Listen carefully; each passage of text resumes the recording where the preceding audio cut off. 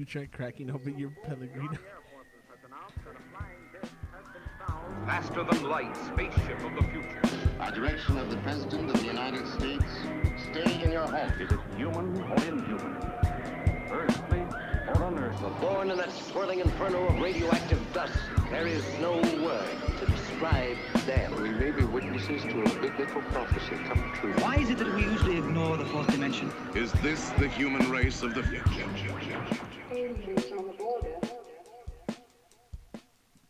And this time I'm not going to let the next track play like I have the other times. But anyways, what's up? What's going on, people? It's been a minute since we've been back on this show. A minute. A segundo. Just one. Yeah, just one, actually. It's just an entire fuckfest that happened last week. Yeah, man, if you guys were paying attention, it was really fun. We had, like, that swap swap. That was a cast. disaster, but it was dope. fun as fuck. When was this? Was this When you the dropped religion some one? bars, bro. The bars, dude. Yeah, I remember. Yeah, that, we had that. We also had another episode of Open Mic that's already out, right? It's not out. Oh, it's not out yet? No, I haven't. You still have the drug addiction one out, right? Yeah, the drug addiction one's still out, so check that shit out. I started listening to it. I haven't finished the whole thing though, but it was crazy. Yeah, the dude's stories are pretty fucking intense. Hopefully I'll have somebody this Thursday. I'll have somebody on a little bit more interesting. Some crazy, some spoops. Some spoops. Yeah, got some other shit planned that hopefully will come through. Fuck yeah, it's awesome. If you guys haven't checked it out, check it out on SoundCloud. Open Mic. Nickles is the host of that fucking podcast. Yeah, look it up on Facebook. Fake spooks. At what is it? That little thing at Open Mic Cast. At Open Mic Cast. Yeah. There we go. Damn, dude, it's because I haven't fucked with it in forever. Bro, what are you doing? What are you doing? Fucking up. That's what I'm doing. You got a crew behind you, bro. What's up? Yeah, dude. And then we also did the first episode of Be Real. Oh yeah, check that shit out. Yeah, The Exorcist movie review. We actually streamed that shit here on this page, but follow the page on Facebook as well at Be Real Cast. Also, it's on Podbean as of now. But you know what? I was considering moving like somewhere else. I don't really like Podbean. I mean, I like that it offers the 5 hours. I was actually thinking about this. I don't know if you want to get into this here. No, we're not gonna get into this Okay, here. so And then, as always, your co-host, Yes, Roger. Rogelio I'm here. Ramirez, And then we've got Kiana Quijana with an H in the middle. Barron. And we've got George Lopez, the esteemed spec- no artist and visionary from Laredo, Futurist, visionary, multi-millionaire entrepreneur, Entrepot-Mexican. Entrepot-Mex. Yep, thank you very much. Yeah. Is his name really George Lopez? George Lopez, no relation. No That's relation. fucking Uncle crazy, Ruckus, dude. no relation. Yeah, You dude, gotta we're be not mic'd up when Mexicans. you're gonna talk. Okay, Now, borrow the mic from somebody when you're about to talk. So I don't know what you guys are drinking at home, but I'm currently sipping on a little San Pellegrino. It's very nice. Real gangster. It's real chill, real Italian. What are you drinking over there, dude? I got some Free Tales brewed in San Antonio. Bat Out of Hell German style lager, 4.7 alcohol per volume. Is that how you say it? ABV. ABV. 12 fluid ounces. No, not anymore. But I mean, it's decent, man. Did you kill that shit already? It's like halfway. Damn, son. Is it refreshing or what? It's good. Like, I mean, it's something I would definitely buy. For the next session. cum swap. Yeah. I got the Lay's stacks, salt and vinegar. Roger's got here, stacks just over right here. to say this very full-bodied flavor. Full body. It tastes salt very vinegar. much like salt and vinegar. a lot of vinegar. And then I've got in the red cup, always pulled up right here, some brisk Lipton tea. I thought you were gonna say brisket. I was like, brisk. Got some brisket in my Got some up. chunky brisk. And then just to kind of even out the palate, the spread that we've got going on here, I've got a Star Crunch. Holler. those are like the mini ones, though, right? The holiest year. No, this is the new size. This is the new size. That's fucking They're like, bullshit. America, you're fat. How the fuck am I We're supposed gonna to get reduce it? your size. No, here's what you don't understand, dude. They individually wrap them smaller, but they give you more in the package, so you get the more satisfying feeling of opening another one up and just bam, fuck it up. Nah, dude. You don't get full as fast. I like Crack eating, 'em open. I like eating my snacks like I like making love to my women. Not at all. That shouldn't be. Burnt. Burp. You gotta take it slow, man. You can't just fucking pop it all in your mouth. Oh, man. I'm gonna take my time with this one, dude. This Yeah, is you gotta make this. love. This to the isn't snack, going bro. until the end of the podcast. You know, I say that now, but I'm probably just gonna crack it open like in a couple of minutes, dude. Crack it open. Crack it. Why don't stop looking at High my key, fucking this is a Starburst. very like overlooked flavor, dude. Salt You know, and vinegar. I don't fuck with salt and vinegar on too many chips. I can't believe we're reviewing chips right now. I don't do salt and vinegar on most chips at all. But I tried this one for the first time today. Lays. Shout Very out to shout out nice. to Dude. the Shout out. Kettle cooked salt and vinegar. kettle cooked That's where the fuck is that. kettle Kettle cooked cooked chips in jalapeno general. like flavored chips. 100%. Both of y'all are wrong. Kettle Fucking cook, sea salt, and cracked black pepper, I dude. know you're gonna say some dumbass shit. Dude. What's your What- chip of choice? yeah, I was bro? about My chip of choice, I'm a real basic dude. I go with old school Lays. Just regular. classic, classic yellow Classic. bag. Bland as Classic fuck. yellow, right. Half Well, a bag of Ah, air, man. half a bag of look, Lay's. this is what I'm gonna school you dogs for a minute. Oh, I okay. did my own. I do my own concoction. What I do is every now and then I'll get the baked Lays.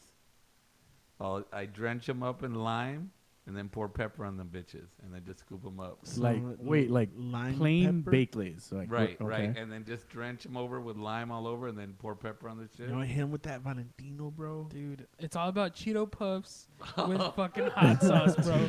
Fuck. All right, dude. Enough about these Get on chips. a mic. What about your fucking chips, dude? I know you could tell me. I'm gonna guess. This is just a couples thing. Flaming hot. No, roofless queso, dude. What Ruthless. is that? It's those Roofless queso. green like Mexican The ruffles. green Mexican man, ruffles. those are Ruffles, bro. terrible. They smell Ruthless. like asshole when you They open them. taste Yo, even they're delicious, better. dude. No, I they mean- smell like butthole, man. With- They smell fucking horrible. Get on the They, mic. s- No, they huelen a patas. They huelen That's a true. patas, they smell like Neverland Ranch, bro. They Neverland smell Ranch. like Neverland Ranch. That's gross. That's That's fucking. I'm not even gonna. that's fucking awesome. Let's not dive into that any longer. But So anyway, today we've so got another episode of Ah, Dark Arts. the dark arts slash spoopy The hours. spoopy hours. Spoopy hours. Come on down, come on in. Now, And this is a pretty different episode too because Kiana's sitting here, and I know we'll figure out like how we're gonna do mics. I actually might want you to come over here on this side to like switch up. But for those of you who've listened before and know that my place used to be haunted, Kiana no longer lives there, right? And she took the haunted with her. and She took the and I demons with her. actually no longer experience any weird shit at my place. But here's the thing, I am convinced that it had something to do with maybe the negativity in the environment, not caused by Kiana, but like my roommates and stuff. Here's one of the things is that you're gonna have the perspective from Kiana, who has like really fucking hated it whenever I talk about the spoops. But I also got some other stuff in the bag for y'all, so let's just get right in here. One of the things that I did not mention and that I did not know, did not find out until today, George is apparently well versed in the occult philosophy. Yeah, he told me right before I was setting up the cast, and he was like, "What's up, dude? I have a big cock. I specialize in That's how- occultism." That's how. just That's dropped it how on he. the- That's how he introduced himself Yeah. to me. He's like, actually. I got a big rubbery one for Satan. Yeah. Check this That's shit out. Lucifer. And he ripped out Luciferians. his PhD, and I was like, "Damn, dude, never seen one of those PhD, before." you know what that stands for, right? Pretty huge cock. Yeah. Pretty huge dick. Sorry. No, but PhD. what some of the shit that I wanted to talk about was like, have you guys ever heard about John D? I was actually, you had just told me about him. Yeah, I was telling you. And I just was giving you the full one. watching the shit on John D and fucking, what's his name? Kyle Edgar Kelley. Kelly. Yeah. Apparently they Edward. cut his fucking ears off. Did you and really? I didn't know that. I They- don't know what they- the fuck y'all are talking about, so elaborate. Let me brief background. So John D was alive in the mid to late 1500s. He was actually pretty well educated in mathematics, astronomy, science in general, philosophy. He was the Queen's #1 alchemist. Yeah, and he was essentially like into the occult and a bunch of craziness. And he's actually the one that coined the term the British Empire, and also suggested that the Queen maintain an armada or a navy. So he was a pretty huge influence back in the day to Queen Elizabeth I, I think. Yeah. And well, anyways, he was into some wild shit, dude. He was into magic with a K. See, he was into wild shit, but until he met fucking Kelley. Yeah, that's when shit got out of real. hand. Yeah, real fast too. So Edward Kelley, he supposedly was this like spiritual medium that would communicate with angels and demons and spirits of the sorts, right? So they came in contact because fucking John Dee would have over people that were like supposedly mediums and spiritualists and all this diviners and all this crazy shit. So they met through that, and then they linked up together and came up with the Enochian alphabet, fucking Enochian magic, bunch of craziness, which is essentially like the language of angels, right? And it kind of stems back into like the Book of Enoch. And that's the Book of Enoch is related to how the story behind like the Nephilim and the fallen angels or watchers and what have you. So that also relates back to the Ars. George, fuck. The Ars Grimoire, or the seven lesser keys of Solomon, or the fucking, what is it called? The Hermetic Dawn, just shit like that. And so about Kelley right now, we'll get into that, dude. Kelley. Apparently he didn't have any fucking ears. They had cut them off for being a, I guess like a false prophet in that time or whatever, because he was just like, but he was crazy as fuck. Like he was not normal. He was not a normal person. And when they found him, they were like, "Hey, dude, you can't just be saying you're magical. Let's fucking cut your ears off." And he was like, "All right, cool." So do it. Is that really? Is it how that's how I mean, it I'm went pretty down. sure that's not how it went down, but like he didn't give a fuck. He was just like, okay, so you're gonna cut my ears off because I don't believe in your God, and I can summon all kinds of angels and demons, and it scares you. And I'm still gonna keep doing this shit. So cut my ears off. I don't give a fuck. Yeah. And then he meets fucking John Dee, and they just fuck, not each other, but I mean they come together and they collab. I don't really know how far it went after that. I just got to the point where they met, and then they cut his fucking ears off, and then they met, and then he took John Dee into like a whole different other fucking thing. Realm, to like necromancy and powerful dark magic. What can you tell us about this, George? Because George, I was just talking to him about these episodes that you guys do, because I haven't been present for a Dark Arts episode since the first one, I think. Yeah, that's true. So I was telling him about this, and he was just telling me about the John Dee stuff, like literally like 15 minutes ago when we were at Cultura. Some wild shit, right? Maybe he's a psychic. Yeah, John Dee was like everything that you all said. He was the number one guy for the Queen. What made him the number one guy was that he saved. I want to say, I might be wrong. I told Roger I really haven't studied it in about 5 years, but he saved one of her children, and he prevented her. Like he would heal her, quote unquote, heal her, and he would give her advice. Hey, these guys have bad intentions, whatever.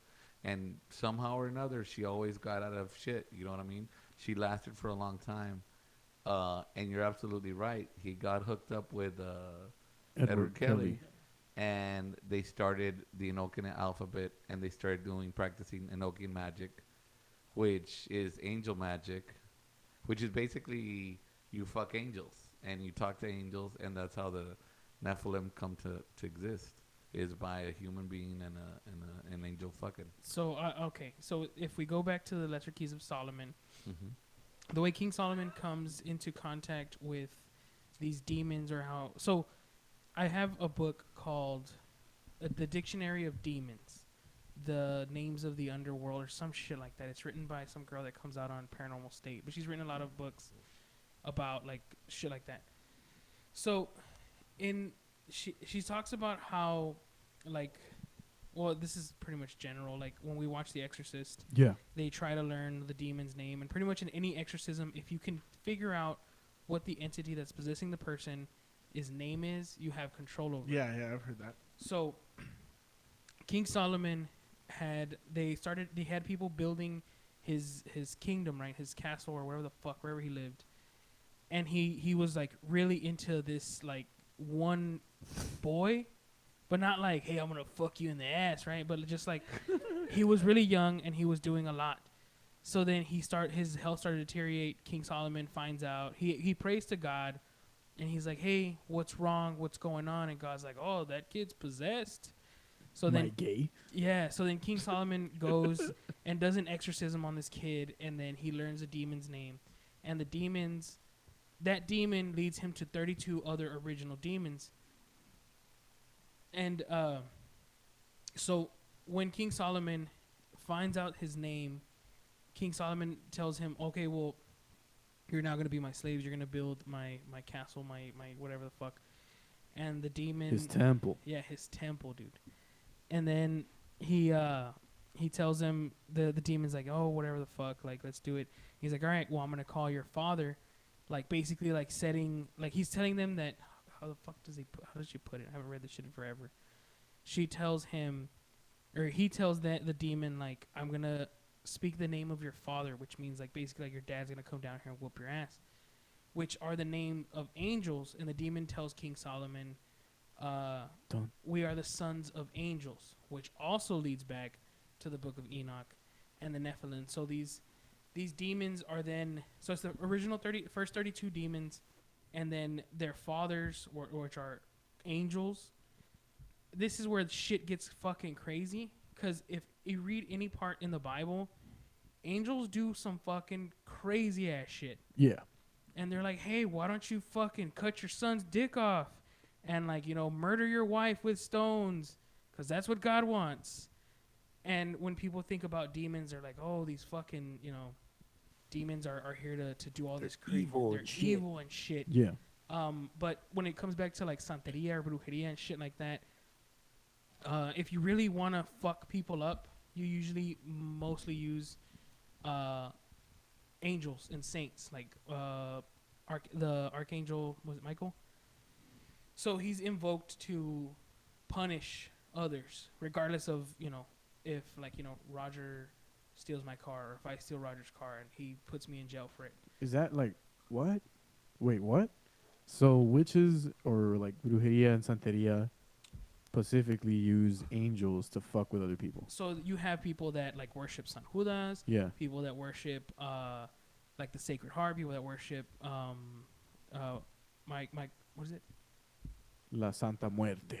See, that's a whole different deal, though. Okay. But then you have a lot of Catholicism involved with Santeria. Santeria is the only type of, like, brujeria or witchcraft that you can't learn out of a book.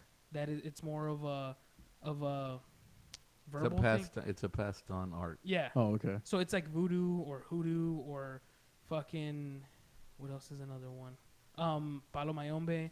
Those are things that you can't find a book. And if you do, they're pretty much either usually in Spanish or in Latin, or they're really hard to come by. You can't just go on Amazon and be like, "Oh, let me learn how to, you know, fucking do all kinds of shit." Yeah, let me just fucking learn how to open gateways. The problem with right, exactly. Well, what happened was that with all this Enochian magic, when they were doing all that, they were summoning angels and demons, because a lot of the demons were fallen angels. Personally, my favorite demon, or let's say angel of hell, or one of the, is Abaddon, which I named one of my artworks after. I was telling Roger that he's he or she is the guardian, one of the first archangels of hell or whatever. Like, he's the one that protects the gates. Okay, so in that sense, if the angels, according to the book of Enoch, in that sense, the angels have never been fallen angels. They have just been banished because of what they taught mankind. Right. Which was magic and a bunch of crazy knowledge shit. Yeah. So they were just like, "Hey, you can't teach these dudes magic," and then Azazel is down here fucking teaching people how to stab each other.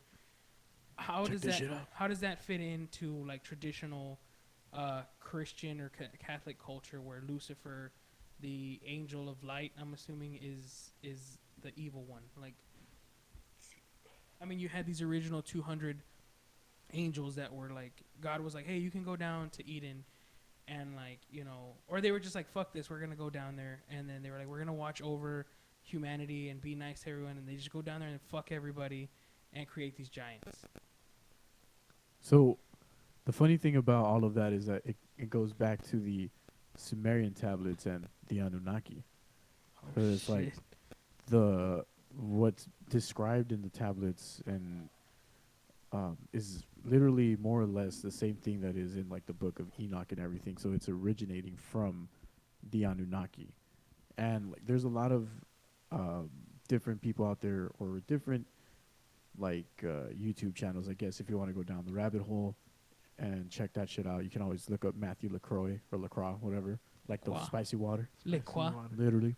He's like super balls deep. Can you imagine? He's like balls deep in that, and his last name is the Cross. For real, right? La pinche cross. La Cruz. Between the Sumerians and the Mesopotamians, really is what the ones that created all those type of traditions and rituals and things that conjured up things.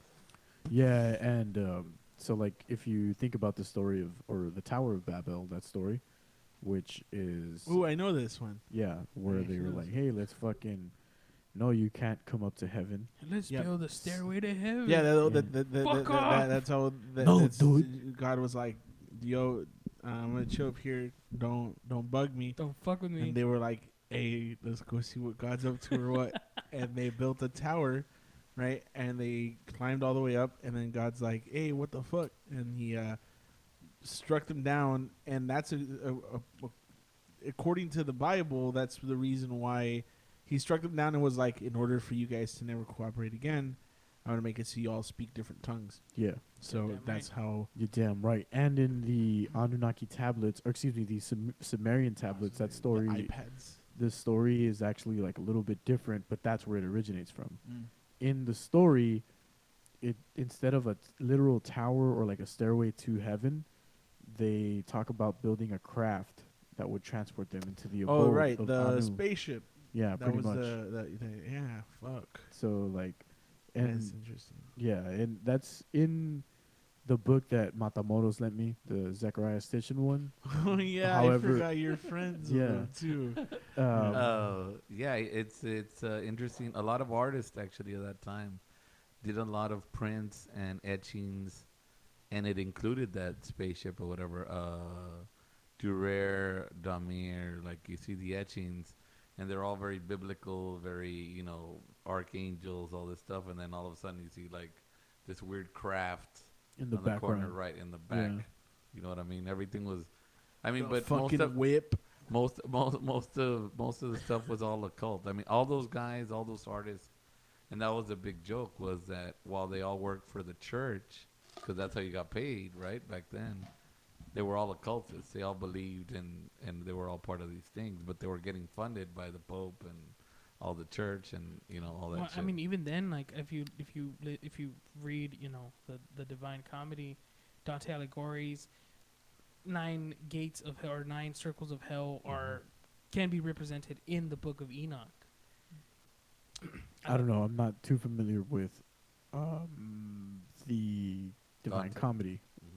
So there's like the 7 when after the whole Nephilim Circles of hell, right? There's 9 realms or whatever. So when after the whole Nephilim thing and the angels fucking everybody and that shit, Enoch is abducted by God and taken into heaven, right? And so he didn't die, by the way. It doesn't say that he died. Yeah, so he was just God taken. was just taken. Like, hey, Yeah. Kelley. So he goes into heaven or wherever the fuck he is, and he's surrounded by fire, and like everything's fire. The walls are fire. The floor is fire. He's fire. What, dude? Floor is lava. Only Laredo could turn this this story into. Kelley. So then everything fired now. He goes through like these several like I guess rooms or stages, but when he reaches the last one, this is another thing that I think ties into like a lot of like alien abduction stories.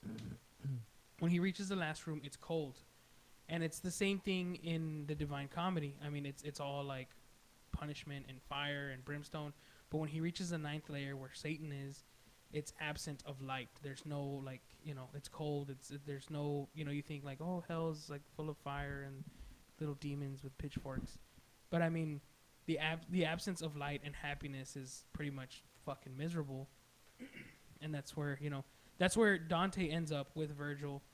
It's called Seattle, dude. Seattle. God is Virgil and Dante is Enoch, And I mean, that's just the comparisons I made. Yeah, like the parallels you can draw from them. And then same thing, like with the people who have been abducted. In Enoch, he finds himself in, like, he sees the fire. The fire takes him into the heavens, which is an abduction story all on its own.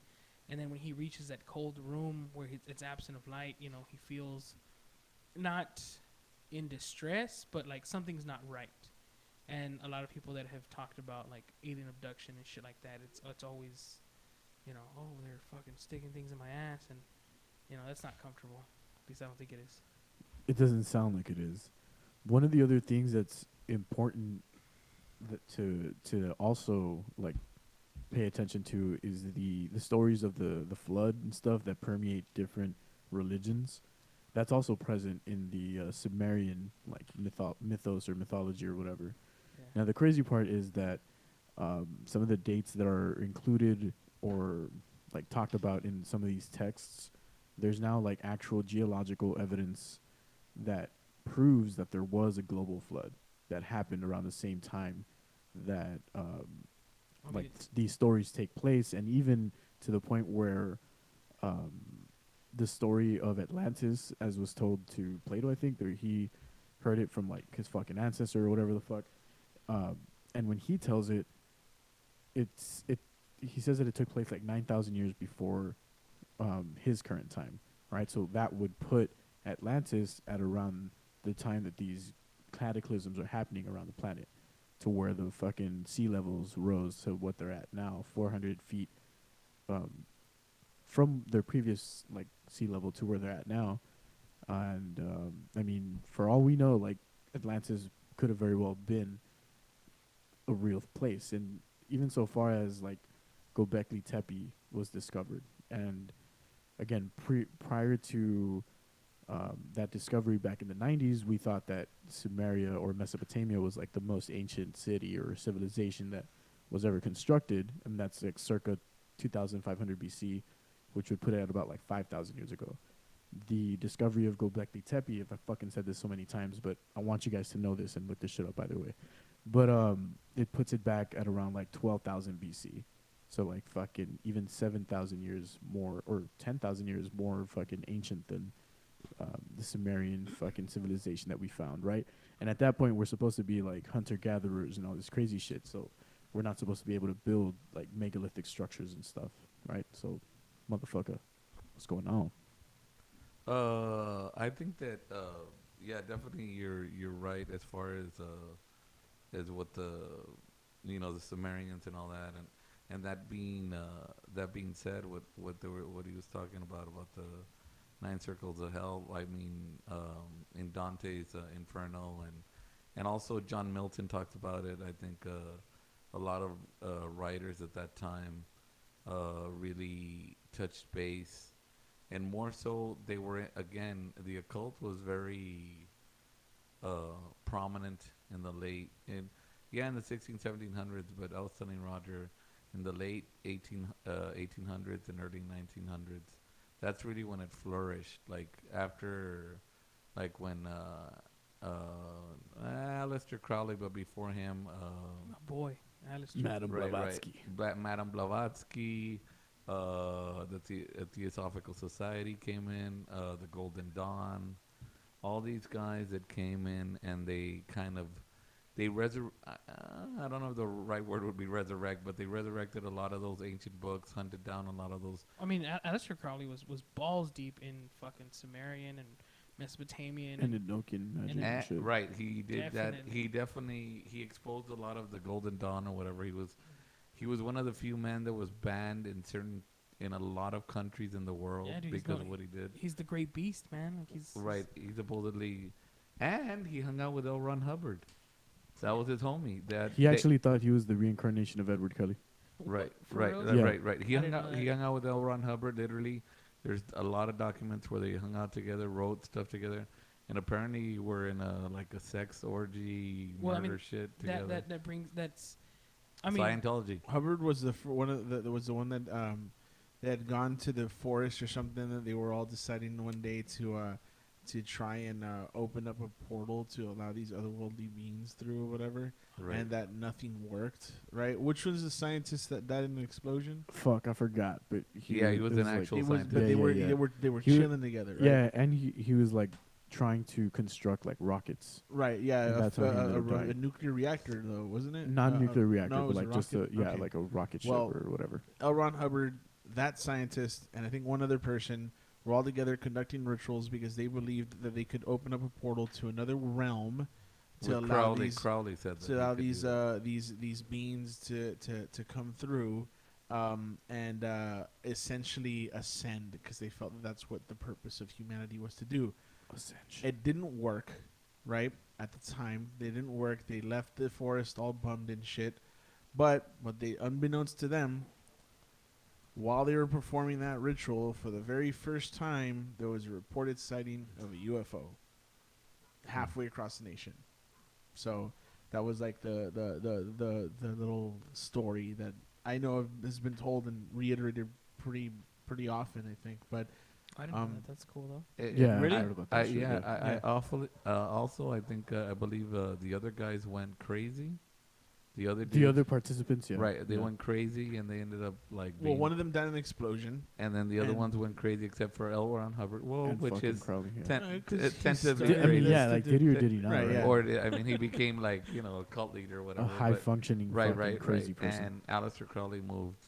I mean, he just kept moving forward. or Yeah, whatever. like well, I mean that's why he left the Freemasonry because he felt like he was too good for Freemasonry. He reached the 33rd degree, and he was like, "Fuck these dudes, I'm gonna go summon a demon." So then that's when either he joined or started the Hermetic Dawn. Yeah, the Hermetic Dawn, right? And Dude, then- and even And he wrote that book, Do Thou Do What Thou Wilt. Do What Thou Wilt, Yep, bro. Yep. The crazy part is that all the shit that they would talk about, like opening portals and shit to other dimensions, if you listen to like the top scientists at CERN and shit and their lectures, that's what the fuck they're talking about. Mhm. Yeah. That's exactly what the fuck they're talking about. They're just doing it by means of like a Science. third dimensional representation of like the fucking ritual. What a lot of people don't really see is that back then, the occult was seen as science. Yep. A lot of a lot of the scientists were affiliated with those guys because they believed in alchemy. They were trying to do all those things.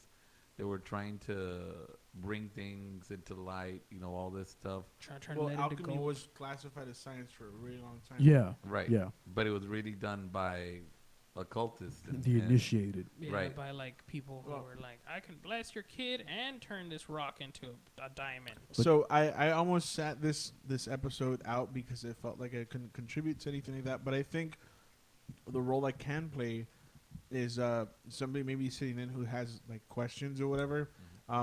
My question about this right now is what does this mean for like biblical stories? You guys said that there's a lot of parallels between this, whatever you're saying at the time. So where does the Bible fall in this timeline? Honestly, I feel like the Bible doesn't. I feel like I don't know, dude. It's just King James and all his bullshit. Yeah, And, so like- the current version of the Bible that most people have in their homes, including the one I have here, are like part of the King James Bible, right? So it's heavily edited.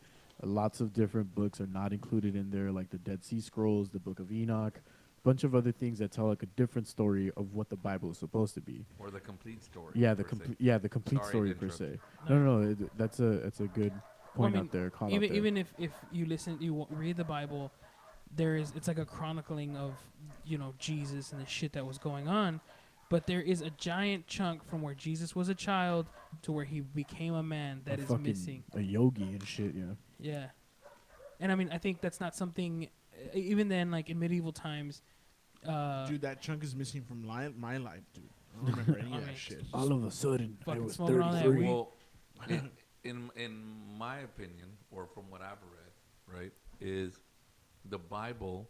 The Bible was taken a lot of the books were taken from. First of all, it's been edited 100 times.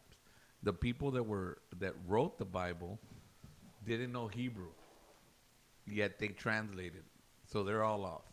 Plus, I think they took a lot of the stories from pagan things from the Sumerian tablets. Definitely.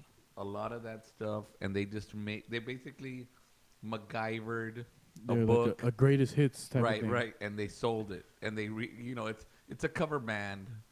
of a bunch the originals. Right. I mean, that's the best way I can. Yeah, I mean, my mom would be right now trying to stab me and slap me around for saying Be that. lighting a fucking candle. Well, I mean, right, she'd be lighting a candle for me right now. It's. I mean, the way I see it, I like, don't know if that's I'm right, not. but that's I'm my not opinion. super, like, the Bible and God and Jesus and all this bullshit. Like, I feel like I don't know the story. I can't tell you like, the Lord is my savior and, whatever the fuck. I read the Bible cover multiple times. Because, I had a whole fucking... Yeah, I mean, we can talk about this. I had a whole, like... Epoch. There was a moment in my life. I was dating a Christian girl. Very Christian girl. Hallelujah. And Hallelujah. And I got very into it. Partially because I really liked her. The pussy. The other part. Well, no, that never happened. Do I know this Christian girl? Yes, of course you fucking do. Are you joking? Come on, it's not the She's middle watching school right now. It's the, they're just crumbs, dog. Yeah. Give him the crumbs, There you go, dude. That's what the Bible is, man. Just crumbs. It's- The Bible yeah, is dude. just crumbs. Right. Well, so Wow. I read the shit cover to cover. I know all the major stories. I also know the parts where they say a lot of shit that alludes to aliens. Yeah. 100%. They talk about metal crafts or They describe weird machinery. they describe machinery. They describe beings Like the wheel within the wheel. that and all this defend shit. that descend from the heavens and that Yeah. they look Right. fucking. They're like many-faced gods. Got more like Game of Thrones. For real. Right. Well, and I think they're talking about angels, or what they were talking about the Enochian stuff. Like they were coming down Dude. to do shit.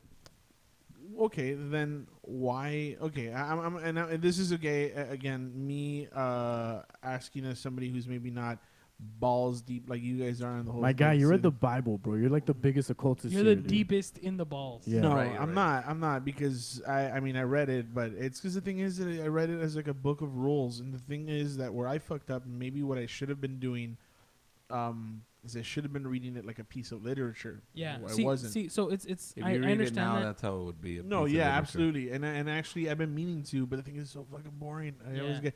It's like restarting a movie. Like I saw this shit, and I know how it ends. I don't want to read all the shit in between. So I understand the piece of literature. I've read most of the Bible, but then like, it's kind of like reading it. Like some parts are boring as fuck, and then you're just like, fuck, dude, let's get over this. So I recently picked up a satanic Bible that I had that was written by Antoine LaVey. Satan. Oh, Anton LaVey, yeah. And it is my wife is like, you need to get that fucking thing out of here. And I'm like, does she "Chill." believe that it's like imbued with like? Her beliefs are very weird. But Let me ask you this: has any of this at any point, and I don't mean to derail the discussion, we'll put a pin on it, but has any of this at any point, any of your studies, any of the things that you own, anything that you feel, has it ever manifested anything in your? honestly, I don't like. I believe in all that shit and ghosts and aliens and shit like that. But to me, those things are not portals or gateways. They're just, the more you know, like the better you have a tool. Like I said, the dictionary of demons. If you know a demon's name, you know his characteristics, how he behaves, where he comes from, things like that, are tools to use against that. I don't think because you buy a book like fucking Like a two-way portal. yeah, like Barnes and Nobles, like there's not demons like fucking throwing Flying their all over shells the down. place, yeah. I don't know, man. I Right. went to Barnes Nobles in San Antonio the other day. Which Here we one, go. dude? The one off in front of fucking the mall, in front of North Star Mall, No, dude. It has the Starbucks in by front of it. They all have David's Starbucks. Bridal. Anyways, it was near. So I was at this place, or whatever, and it's funny that we're having this discussion now because before any of this happened, I was there anyway. I was there with Kiana, and I passed by the area that it's like it had all that stuff, like occult stuff. yeah, I was there. New Age. And yeah, that's Yeah. exactly what it was labeled. Actually, yeah, I Yeah. was trying to think of what it was labeled under, and so while I was there looking through all this stuff, whatever, I picked one up and I was just kind of flipping through it, and I was like, Nickles would love this shit. And then I remember like putting it down, And when I like leaned over to get something else, because something else caught my eye, and I forget the fucking name of it. It wasn't Necronomicon because I've seen that one before, or whatever. But it had a leather binding or whatever. It looked fucking cool as shit. Some golden letters on it, whatever. And I leaned over to get it, and when I did, I felt like I bumped somebody, like with my butt, like somebody was walking by and I accidentally bumped, and I was like, "Oh, sorry." And I turned around. It was the devil. He was like, "Yo, I turned around. No one there. Nobody had walked beside anywhere. Like, so it was just kind of. I mean, it's like on the first Dark Arts when I told Josh, I was fucking dogs, bro. It's because we're talking about the devil, dude. They're getting. Nah, they're annoying as tits. They're just fucking assholes. So like we talked about the Dark Arts, and like I can't say I'm a skeptic because I feel like skepticism, especially nowadays, is like a mechanism. Yeah, well, it's just people write it off because they don't want to believe. Yeah, like mechanism. The fucking curtains could fall and like fly and hit us in the face, and somebody who's like a diehard skeptic is gonna be like, it can be explained by science, and I'm like, explain that shit, and they're like, well, I'm not a scientist. Then what the fuck? You know what I mean? It's funny. Sure. Like, I walked out right after this, but there was this one part, dude, and I've told it before. We were in the restroom. We were getting ready for I don't know. We were gonna go out somewhere or whatever, and we had like I was getting dressed and shit. She was in front of the mirror or whatever. She was like, "Hey, close the door. What the fuck? They're gonna see me naked or whatever." And I was like, "All right." And I went to get for the to grab the fucking knob to the door or whatever, and the fucking door goes, and it closes right before I can even touch it. And I turn around like, oh, like, you know, I turned around, I looked at her, and she's just like, what? Like doing something with her hair and shit. And I was like, you didn't see that shit? And then she's like, I did. You slammed it. Why the fuck did you slam it? I was like, dude, I didn't even touch it. And the shit shut by itself. And then she's like, no, science. Walks away. It's probably a draft from the room, this and that. I was like, when have you ever seen that shit? I'll go and open every fucking door in here. That shit has never happened. So yeah, like I've met people that are like, shit happens, and they're like, it's fucking science, and I'm like, let's see Bill Nye prove it, and they're like, well, I can't. And then I've met people who like, a fucking breeze hits them in the face, and they're like, it's el chupacabras, and I'm like, all right, dude, you need to chill the fuck out. Like it's windy in here. Like, you need to relax, brother. Need to chill. And like, I know people like that. Like you know those people. Let me ask you this. That's why I call it. I'm sorry to interrupt. That's why I call it a philosophy or the occult philosophy, because until you practice it, then you're involved in it. It's like, hey, I know how to do this, but until you're actually doing it, or I know about it. Now I'm gonna drop a name or whatever. If there's anybody that wants to know, like, about a good collection of the best book that I can say that gives you a summary of all the types of the occult, of the history of the occult, is a book called The Occult by Colin Wilson. It's a book it's ridiculous. It's like the size of 2 dictionaries. Right. But he's a great writer, and he gives you, all the throughout time, all the people. He's written biographies or whatever on Aleister Crowley, on John Dee, on a lot of different people, on Mata Blavatsky, on G.I. Gurdjieff, on a lot of cultists that came through.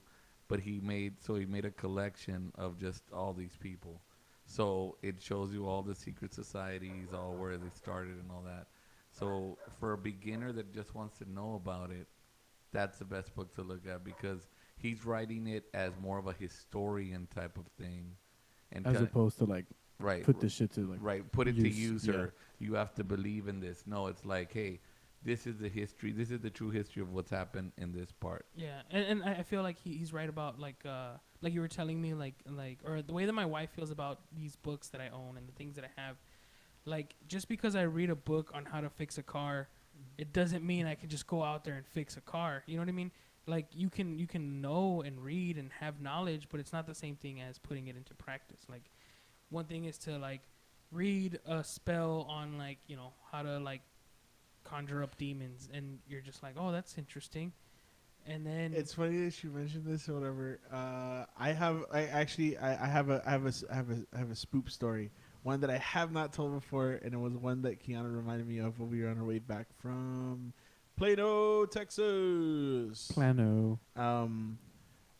It's a good one, and it's a little winded, so I don't know if you guys want me to just Jump into it, my all guy. right. So, and it has to do with witchcraft, sort of.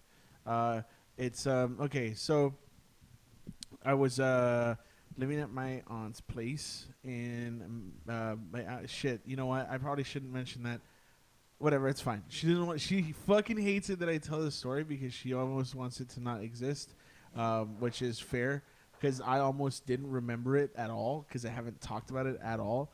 But I was living in this place, and you know this place because you've been there before. Oh yeah, I know Right. the place. So we my aunt's got a house in McAllen. Right. It was built brand new. Nothing ever happened. It was cool, chill little place. I had been living there for 2 summers because I was what was I doing?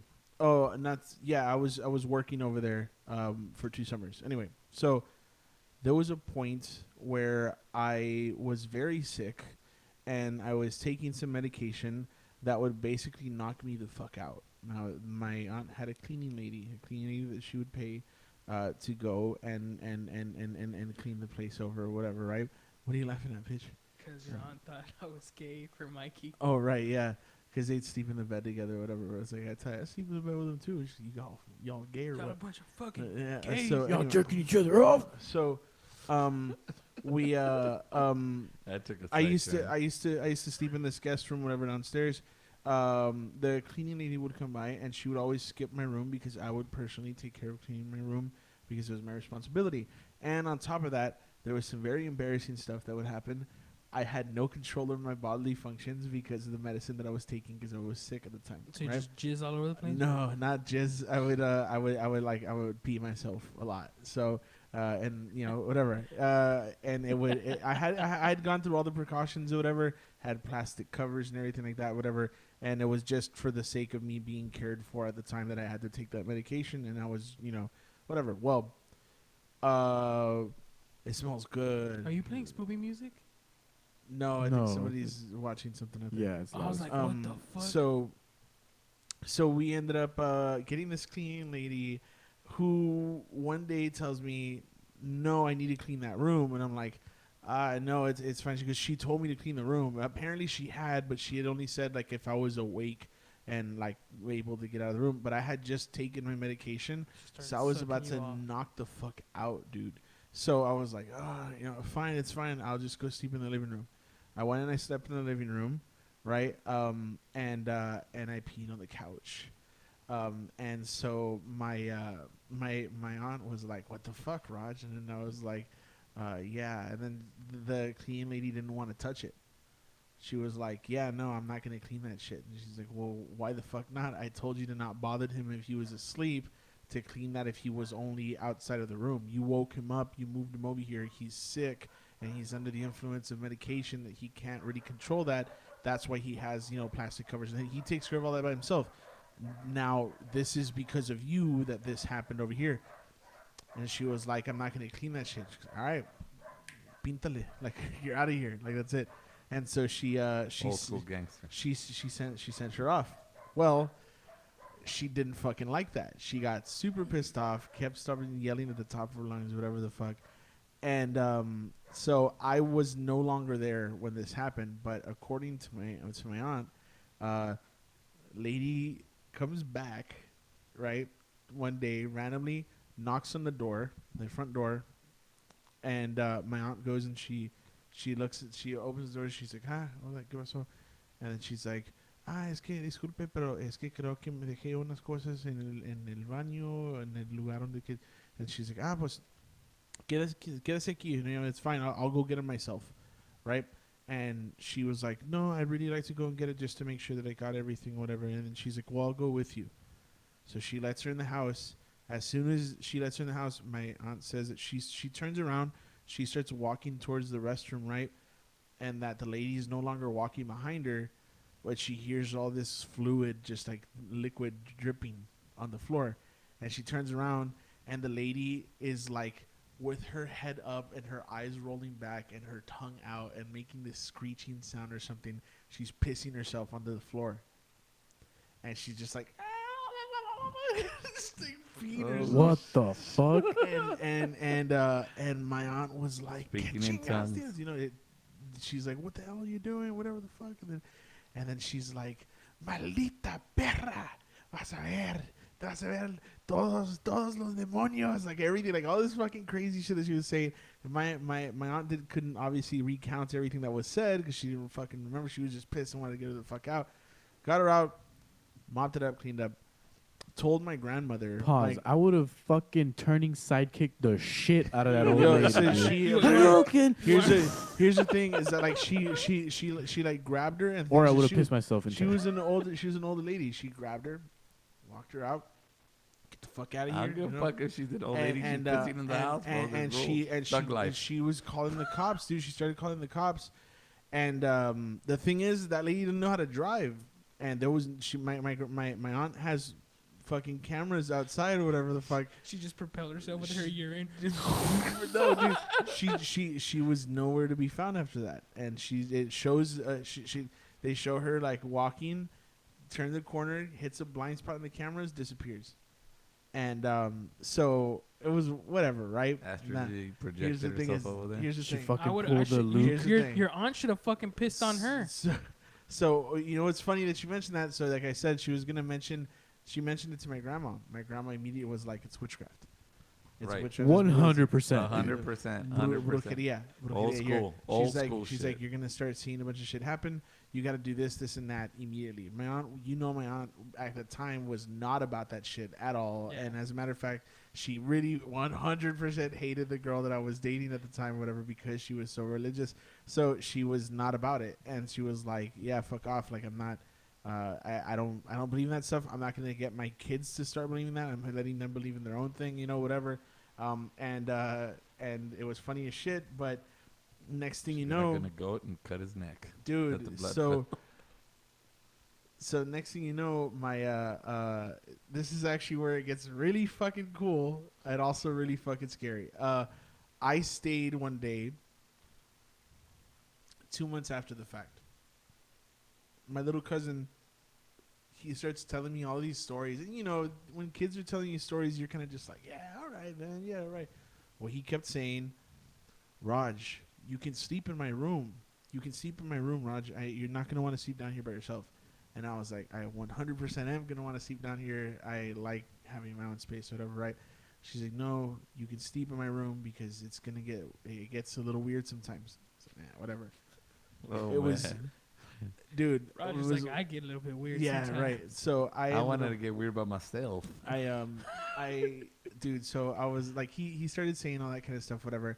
And the thing is that like this kid, Real shit, let me pause right there. Did it like raise any alarms with you when he said that, or she? you know, it's funny because like he's always been the kind of dude. You met him, dude. Yeah, like Diego. He's a real unassuming kid, but he's also really like dry. Like when he talks to you, he's just like, hey, what's up, man?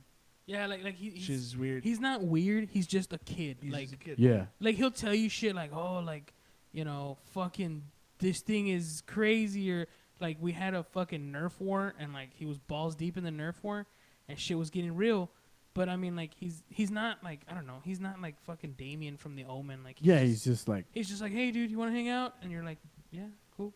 So Is it the Bruja? So no. So then so and not only that, but I also thought like this part that what he was doing was he was trying to get me to hang out with him more. Yeah. So I was just kind of like, it didn't raise any alarms whatsoever. okay. Well, my aunt had installed. She not installed a new cleaning lady, but she installed a new. she installed a new Drone. a new camera in the kitchen. Yeah. And you remember that I think I showed it to you because it had everything, fucking night vision, infrared vision. It was all like this on the crazy iPad shit. thing, right? It was on the iPad, and then it was on. It was like in the corner of the kitchen, the Yeah. tall ass fucking kitchen that she had, whatever, right? So you could see basically everything from the moment you entered the garage, right? The fucking living room, the entrance to my room, the bathroom, the laundry room, the spiral staircase, everything, and then it was that area. Well, There Like a was damn castle. dude. It was huge, and well, not massive, but pretty It big. was a nice It's house. a nice house. Super So nice house. Spiral staircase, bro. Yeah. so obviously. I was there was nothing really going on except one night I wake up to everybody in the house yelling, bro, on the second floor, dude. I'm down to the first floor by myself. So I just hear like, ah, ah, like my two little cousins and my aunt, and baby, come here, baby, come here. Ah, and I was just like, what the fuck, dude? I freak out. And then I pissed the couch again. I wasn't sleeping on the couch, and So this I was grabbed my gat. this was after I had like gotten like better or whatever. Right? Well, that was did you automatically grab your gat? I did not have a gat with me, and nor would I have taken to my aunt's place. If I did have my gat, it was in my car. But I immediately got out and I ran upstairs, dude. I ran upstairs, and I'm like, hey, what's going on? What's going on? They're like, Roger, come here, Roger. I'm like, what the fuck? So I run over to the master bedroom, dude, and they're all huddled up together, scared as shit. And I'm like, what the fuck? And then they're like, cierra la puerta. So I close the fucking door behind me. I'm like, I turn on the lights. I'm like, what the fuck is the deal, dude? You guys scared the shit out of me. What's going on? And everybody just kind of takes a moment. They gather their fucking breath and shit. My aunt goes, was anybody up here? I was like, what do you mean? Because when you got up here, did you see anybody? I was like, I didn't bother to look. You guys were all yelling from this room, so I came over here. They were like, Raj, both Diego and Ace, just my two cousins, right? Both Diego and Ace, they said they were having a dream. I was like, yeah. She goes, and in that dream, they said they heard something coming from upstairs, from downstairs. They said they heard something coming from downstairs, upstairs through the spiral staircase. It's made out of metal, by the way, so it resounds really fucking loud. And she goes, she says that when they got to the top, that both Diego and Ace woke up at the same time. Their rooms are like directly across from each other, and they can both see each other from their beds. They both got up and they turned over and they looked, and they were like, Raj, and that I didn't reply, and they were like, Roger, and nothing.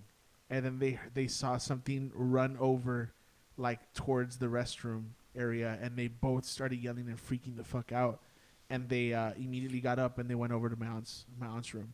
And they were scared like shitless. Well, my aunt never checked any of the fucking videos and it never occurred to me because it was never a common thing. Oh, hey, bring up the fucking iPad or whatever. It was only there for the cleaning lady. So when the cleaning lady wasn't there, didn't check shit. If nothing was missing, didn't fucking check anything. A similar incident happens a week later, right?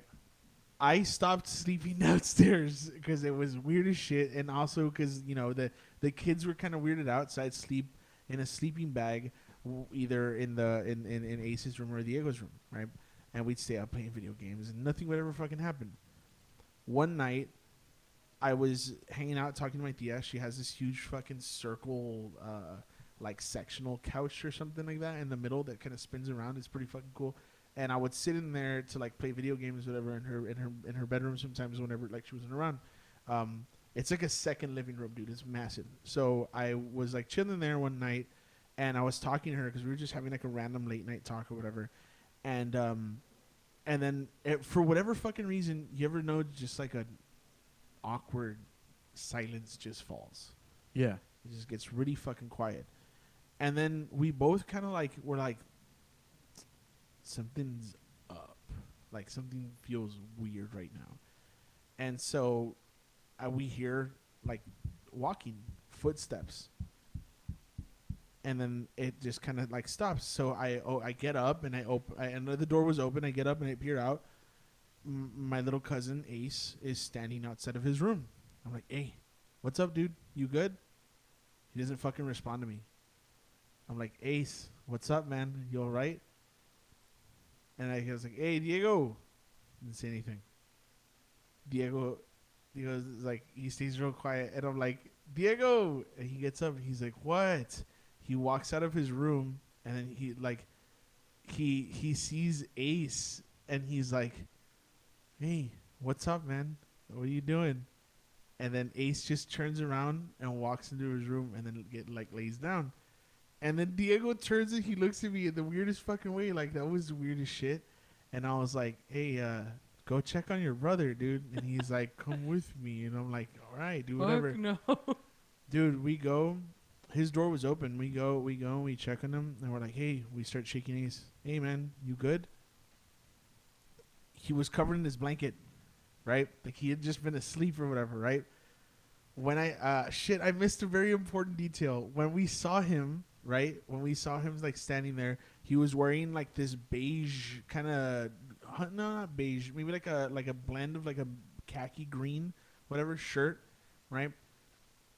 He was in his bed, and we're like, Ace. And we shake him, he wakes up, and then he's like, what's up, man? And I was like, hey, you good, dude? You were just standing right now, whatever, what's going on? And he's like, I was asleep. I was having a bad dream, though. And I was like, what was it? I don't know, just like somebody was in my room. And I was like, okay, well, all right. Are you all right, though? Yeah, I'm fine. And then he gets up to, like, he was going to go and hang out with us 'cause now he was awake. When he uncovers himself, he's wearing an orange shirt. And I was like, yo. And I turn and look at Diego, and then Diego, like, immediately, like, he gets this fucking chill, and I get this fucking chill. And then we hear something come from Diego's room, and we're just like, fuck that. I pick Ace up, and I walk over to the other room. We just sat down there. Well, I'm going to pass all the other stories that happened, whatever, just to tell you this. We go, and one day, eventually, my aunt decides to get the house blessed, and she does a limpia and all that kind of shit, and stuff stops. I ask her, like, hey, did you ever happen to know the days that these things happen? She's like, yeah, I do, sort of. Why? I know what day it was because I know this happened before I had to go on this trip or whatever. I was like, where's the iPad? It's like, I've always been curious. I always just wanted to check it out. And then she's like, okay, well, I've never wanted to look at it, Roger. And so whatever. I was like, oh, well, you can kind of remember more or less the time at when this happened or whatever, right? And she's like, yeah. So we went and we started looking through some of the nights. On the night, the very first one that I described, where I heard a bunch of like yelling or whatever, right? There's the thing will immediately it's recording for the most part throughout the night unless you set it up to do motion only. So whenever it detects motion, it knows to start recording. Most of the motion ones that would detect was me getting up to get a glass of water or some shit or go to the restroom. Well, on that night, it switches on, dude. It switches on well before me going out of my room or any of the other stuff happens, and it records audio too. So it switches on, and it's just like, you just hear like a...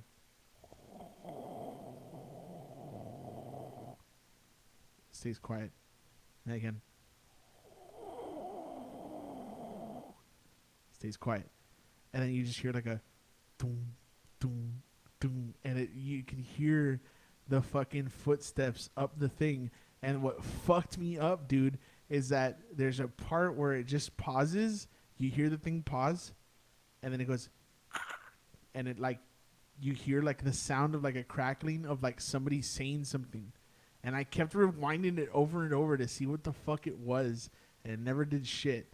Well, you hear it again, doom, doom, doom, doom, and then you can hear both my little cousins. Roger. And you just hear, doom, doom, doom, doom. Ah! Everybody freaks out, and they show me getting out of the fucking room, going upstairs, seeing what the fuck was up, whatever. Every night that anything ever happened, there was always that brief window of the thing turning on from the kitchen, or not from the kitchen, from the kitchen, and the sound always sounded like it was coming from the living room area, which coincidentally is the place where that lady did whatever the fuck she did. She pissed herself. Fucking shit. Nice. Can you move that thing? What thing? I lost. Oh, you're lost? I'm lost, dude. Oh, there we go. Just smack it a little bit. No, nothing. Right there. Perfect. Hello? Yeah. All right, cool. Now I'm fucking lost again. Fuck, whatever. bro. Fuck it. Nah, it's cool. I'll just take this off. All right, cool. Dude, that's a fucking crazy story. Get that video. I want to post it. It's probably long gone, dude. Nah, is it? I think she lost the iPad actually, but I can find out. She hasn't had the pictures up I mean the picture. Sorry, she hasn't had the camera up Yeah. in like years. Does she still live at that place? She still lives at the place. Nothing has ever happened since. Well, actually, this last time that Kiana and I were there, I was up there for a show, and when we were there hanging out, we kept hearing a lot of like weird noises come from the from the living room area. That it sounded specifically like crackling sounds, and if like somebody was like the floor was settling or something. Then we found out later there was a faulty AC that might have been causing that. So that was one thing. But my little cousin told me all sorts of stories, man. And he says like the worst one was when the worst one was not when I was there, but when my mom was there. He said that there was at one point that my mom, who's currently living in McAllen with them now. But at one point, my mom was staying there, and it was during the whole like craziness time that was going on there. That my mom, they said that they would hear my mom crying. Oh, fuck that! And that they would hear my mom crying from downstairs, and that they would first go down and check to see if everything was okay, and then they would call out to her to see if everything was okay. She wouldn't say anything, whatever. So they'd go down there to check on her, and that every time that they would go and check on her, she was like in her room asleep. Actually, one of the times my mom claims that she was awake, and even she heard it, and she heard the sound of somebody crying coming from downstairs in the living room, and that the kids came down to check on her, and she was sitting up in her room watching TV. Yeah, but that was like my grandma was 100% like, this is it's witchcraft. Dude, it fucking sounds like it, man. Damn. That's pretty. Some pretty fucking intense. crazy ass shit, That's dude. old school. That's old school brujeria. I'm gonna piss on your floor. It's on your floor. And it was Piss an on astral you. projection that when I did it in spoken tongues and then just peed on the floor. And I mean, like I have an aunt that also is, I guess, a bruja or whatever, and she's the house that she lived in was pretty crazy. Some crazy shit happened, but one of the craziest stories that I remember is she's like an accountant in Laredo, so she has her own office and everything, and she was like banking. This was like before all the craziness went down. So her like accounting office was like downtown, and like she owned like half of the block, and like a big ass building, and it was just one office. It's probably a little bit bigger, like twice the size of this room. And she had like motion cameras and shit too. And one night, these people broke into her office, and they wrote like I guess it was like. It wasn't like it was like she said they were like pictures, like hieroglyphs or like something along the top of her wall. They didn't steal anything. They broke in, did all that shit, and then they left. So then was this here in Laredo? This was in This is across, yeah. So she went to that's water. Asking if you don't want it. Oh no, dude, you just pointed at it, bro. But so they went and they never found out who it was or whatever, and they painted over it, right? And I think it would take like 2 or 3 days, and the letters or the pictures would bleed through the paint again. What? Oh, that's So cool. then in the cameras, she had like 2 offices set up because her daughter's an accountant also. So it was like one room and then like a little, I guess like a wall. It's probably like about a foot thick. And then on the other side there's a doorway, and on the other side is another office. So in that wall where the doorway is, there was pictures of like a shadow, like a black shadow, just standing there. And these letters in the morning would be bled through the paint again. And she said that it happened for like 2 years or a year. They would paint over the letters and they would just bleed back through. And she was constantly going to her office because the alarms would go off. And this was like before cell phones and shit. So they would call you and be like, hey, some shit's going down at your place. So then she would wake up in the middle of the night, drive down to her place, and everything was locked up. Like there was no broken windows. And then the cameras wouldn't like show anybody except for that like sometimes that black like figure or that mist or the shadow or whatever the fuck it was. But I thought that was fucking, like, that was the first time I ever heard something like crazy. I was like, that's super weird. And I've always wanted to know what it was. Like, what were those letters? What were those, like, paintings? And now that I'm grown up, I'm like, fuck, dude. Like, I wish I could have seen it. Like, What do you think it was? I don't know. I mean, Some fucking Enochian shit, dude. That's what that was. Yeah, maybe Some symbols, whatever. So- Well, George, what about you? Ever had some shit go down? Some experience. Joshua, fixed it. I can't do it without the headphones. Okay, I'm sorry. As far as me, knock on wood, ever having There you go. an experience, I want to say, and this is nowhere compared to what y'all are talking about, but I remember once going to a lady's house that she was.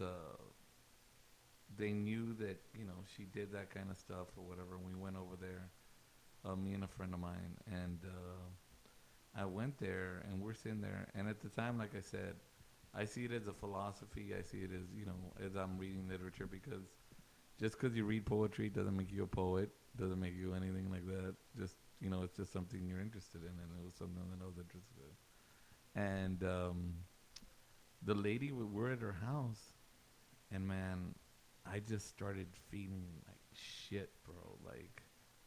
Like it just felt like I was coming down with the flu, bro. Like all of a sudden, I was perfectly fine when I got there. Before all day, I was perfectly fine.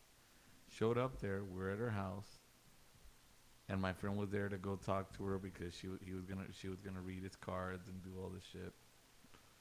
And she did all that stuff, and then she goes, ¿Quieres estar? Te lo rascan? I go, no, gracias. No, siéntate. And I was like, no, I'm good. And so my friend stayed talking to her, and after I said no to her, and he was there still talking to her, I just started feeling real sick, man. Like I just started feeling like I wanted to throw up. Like I started feeling weak as fuck. Yeah, dude. It's funny that you mentioned that. Like the place that I had started at, when I first moved into the place that I was at, that I'm at right now, before we started, dealing with all that shit or whatever, I when we were cleaning the place out and everything like that, I got super sick. Probably the most sick I've ever fucking been. I was like, the flu sent me to the hospital. Like, let me finish the story. Sorry to interrupt. Oh, you're good. So then, I'm there and I'm just telling the dude, like, hey, bro, like, let's get out of here, man. To the point where I felt so sick and so weak, where I was like, hey, man, I might have to go to the hospital, bro. Like, it was just so all of a sudden and really fucking bad. Like, I told him, I was driving. I go, dude, I can't fucking drive, man. Like, I think I'm going to fucking pass out, bro. Like, I don't know what it is, what's going on. So I get in the car, I get in the passenger seat, and literally, we're driving. He goes, man, I go to the fucking hospital, man. I don't know what the fuck it is. I don't know what's going on, but something's wrong. We're driving around. He's like, no, okay, he starts kind of like, are you all right? I go, dude, just, I don't know. He goes, and that I look pale, man. I felt like I was drained, like I was dying, bro. Like if you were hungover, like super Oh, bad. no, like it felt like I was dying. Like when you have a flu that you can't move, I go, that you're in bed. That's how I felt. I couldn't. All of a sudden, we drive around the corner. We hit the main street. We drive about 5 or 6 blocks away from our house. Boom, right back to normal. As soon as I got out of a perimeter of where she was, boom, I felt immediately better. Was it like a fucking brujeria Wi-Fi or what? Force field, dude. No, she was draining my fucking energy, man. How though, or why? Well, they can do that. I mean, when the kicked witchcraft, the door in and be like, right I mean, now, maybe I'm wrong. Right now, vampires, man. Vampires take your energy. That's what vampires are. They don't take your blood, man. They take your spirit, your they soul. Drain my balls. Dude. As you were saying this, Nick, you had this thing. You were like, yeah, dude. Like, I told Josh when this was on the first episode. When I first met him of the first episode of the Dark Arts, man. Oh, I was taking a poop at that time. Yeah. We had gone because I've met several brujas and I've studied. I don't want to say under them because I never studied the brujeria. I remember Right. you used to have a lot of that kind of shit at your place. Dude, Yeah, that old so place. so like I used to be super balls deep into brujeria, and I learned a lot from a lot of people. The very first time I met this lady, my mom, like she's like she's not into it, but she's like, oh, let's go talk to this lady because I think somebody's doing something to me. And I was like, whatever. So we go. Yeah, whatever. We go, and I'm sitting there, I'm bored as fuck, and it's this older. She's about my mom's age, and then she has like her little office, her little witch office, and then where that window is, there's a door, and that door leads down a hallway, and at the end of the hallway, there's 2 doors. So I tell the lady, hey, can I use your restroom? And she's like, yeah, you're gonna go all the way down the hall, the last door on your left. And I was like, cool. So then I'm going down this long ass fucking hallway. I get to the first door on the left, and I open this door, and I step in without like thinking, and I just feel like fucking shit. Like my head hurts. I feel like throwing up. Like I can't move. I'm just like, 100%. fuck, dude. Like, what the fuck is going on? And I wanted to get out, but I couldn't get out. What I remember seeing is like candles and jars and shit all over the floor, and the walls were painted red. I don't know if they were red or orange, and just like the illumination of the candles and everything was just fucking like shit you would see like in a horror movie. Yeah. And like there was like jars with like masses inside and like just random weird shit. But like it just, and then like everything just started spinning, and I was like, fuck, dude, I'm gonna die here. So then this lady is like 5 feet, walks over to me, puts her hand around me, pulls me out of the room, and closes the door, and then she just laughs. And she's like, ese no es el baño, es el cuarto del castigo. And I was like, bitch, I just pissed myself. Like, I don't even go to the restroom anymore. No, so then I was like, oh. El cuarto del castigo. Yeah, dude, the room of punishment. And holy shit. And then like fucking wild. She opens the door to the restroom, and then like I go to the restroom, and I come back and I sit down, and like she's just like, whatever, like fuck this. And that's the first time I had ever, because to me brujeria and all that shit, witchcraft, was just like, you know, whatever. Like it's not real. Nothing. Was this around that time, like middle school time? Yeah, because I remember there was like a part where like we would hang out a bunch or whatever. And for whatever fucking reason, at some point you were just like, "Yo, I got all these lemons in my house, man." It was dude. for protection. So this was like before that, I didn't believe in any of that shit. But when I experienced this, I was like, "Fuck, dude! Like this is not like." I don't know. I mean, I wasn't like, you know, the epitome of health, right? Because I've always been this size, but like. I went from being like, oh, hey, I gotta go take a piss, to just like, fuck, dude, like somebody get me out of this goddamn room. And in a matter of seconds, bro. Like as soon as I walked into it, like it just hit me, like I don't know, dude, like I don't know, somebody farted and like you smell it and you're like, what the fuck. But yeah, dude, and then me and that lady went on a lot of fucking adventures together, and it was some crazy ass shit. So fucking vampire's assistant. Let it go. Yeah, well, the thing is that I believe in that. I mean. There's things that I believe in, and like you said, I've known people that practice certain things. You know, I'm not gonna call them witches or anything of that nature, but they practice certain things and they're all really, the foundation is energy, that they can either control nature or energy of other people or whatever shit like that, right? So yeah, look at that. Does that make Nikola Tesla a fucking brujo? It makes him a fucking alchemist, dude. That's what that. Well, makes that dude was doing shit that people weren't. You know what I mean? But he was on another. Yeah. He was on another thing. But yeah, those dudes. Like I've met people where you're around them and you can just feel that. You know. Like today, I was at work, right, and everything was chilling, and this dude walks in and smells just straight up like fucking brujo. And like he's just like, hey dude, what's up? And I'm like, what do you mean smells like brujo? I don't know what that means either. Like, okay, so like brujo's like Halloween, motherfucker. All right. like carny? Like carny, right. like just like herbs and incense and like right. Like if you've ever been to a bruja, yerberia? Like I mean a yerberia smells like herbs.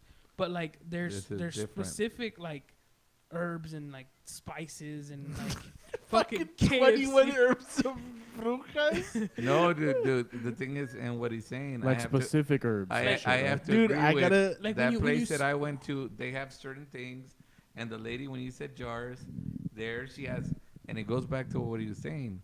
There was like fucking crosses and santos, but they also had like jars of hierbas and shit that.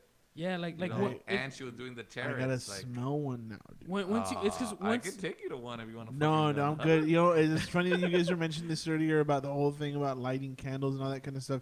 Is that George's mom is a really nice lady, and she without me asking her, will sometimes like know that I'm going through some shit and will light a candle for me. And every single thing that I've ever gone through has like she'll say like I'll light a candle for you, Mijo, or whatever. And she's like, hey bro, my mom lit a candle for you, dog. You're gonna be fine. Every single thing has worked, dude. Look, and I believe this. My mom is just how there is. I think people that are vampires. I think there's people that can just te curan. Yeah. You know what I mean? Yeah. Curanderos Healers. or people. Very- And I very believe that nice. my mom is one of those people For sure. because she'll be like, hey, what? She'll even tell me like, I had a dream. She told me I had a dream that Roger was having a really bad time or whatever, and she'll tell me, but Always. she'll always show up with a candle. She goes, I'm gonna light a candle for him, and I'm gonna be praying. And the whole day she'll be doing stuff, and then randomly I'll hear her like praying, and I go like, you know, like mantras, right? Like what Buddhists or whatever would do mantras, but she's praying whatever she's praying. I don't know what she's praying. yeah. And then she'll go, no, I'm gonna light a candle. Like in her mind, she knows this is what he needs. I'm gonna do this. You know what I mean? So I think it's, well, she does it, and I'll give you another story right now about my mom. Is my mom once went to a tarot card reader because her friend wanted to go. Yeah. And when she went to the lady, because she was a known, like, apparently back then when she was in her Fucking Walter 20s. Mercado or what? But in the 20s, back in, like, you know, when Laredo was in the 70s or whatever, you know, where that shit in Laredo was right close. And she went with her friend, and her friend was getting her cards read and getting her palm read and all that.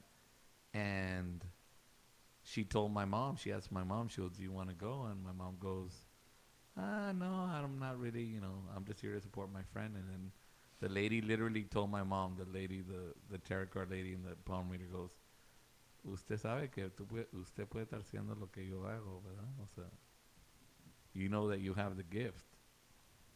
Goes, what are you talking about? Like, Yeah, goes, it's "No, always a weird feeling because I always say like and I know I've mentioned this to you guys before, or at least to Josh, that George here, like the way we became friends was a really peculiar way. Just randomly met at an art gallery. He had an exhibit going on, and then from there we just kind of became good friends and hanging out since then.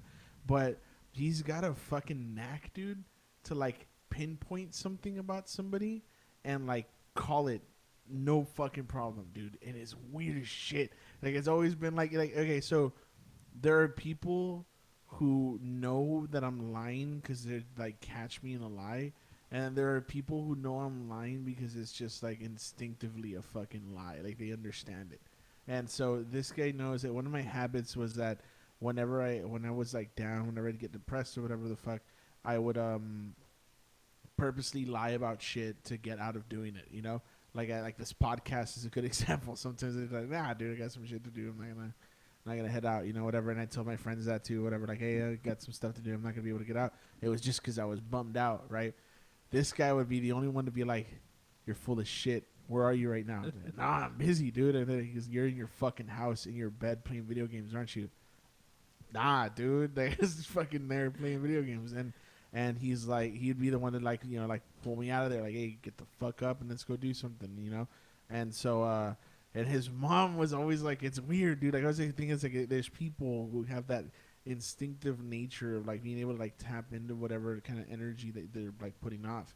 And then there's also people who like will like harness that and use it for good or for bad, you know? And I think that's where a lot of that stuff comes from. I can't say 100% that I believe in like brujeria and dark arts. I mean, haven't studied much about it to have a formulated opinion of it, but I will say that I do think that whole balance of energy and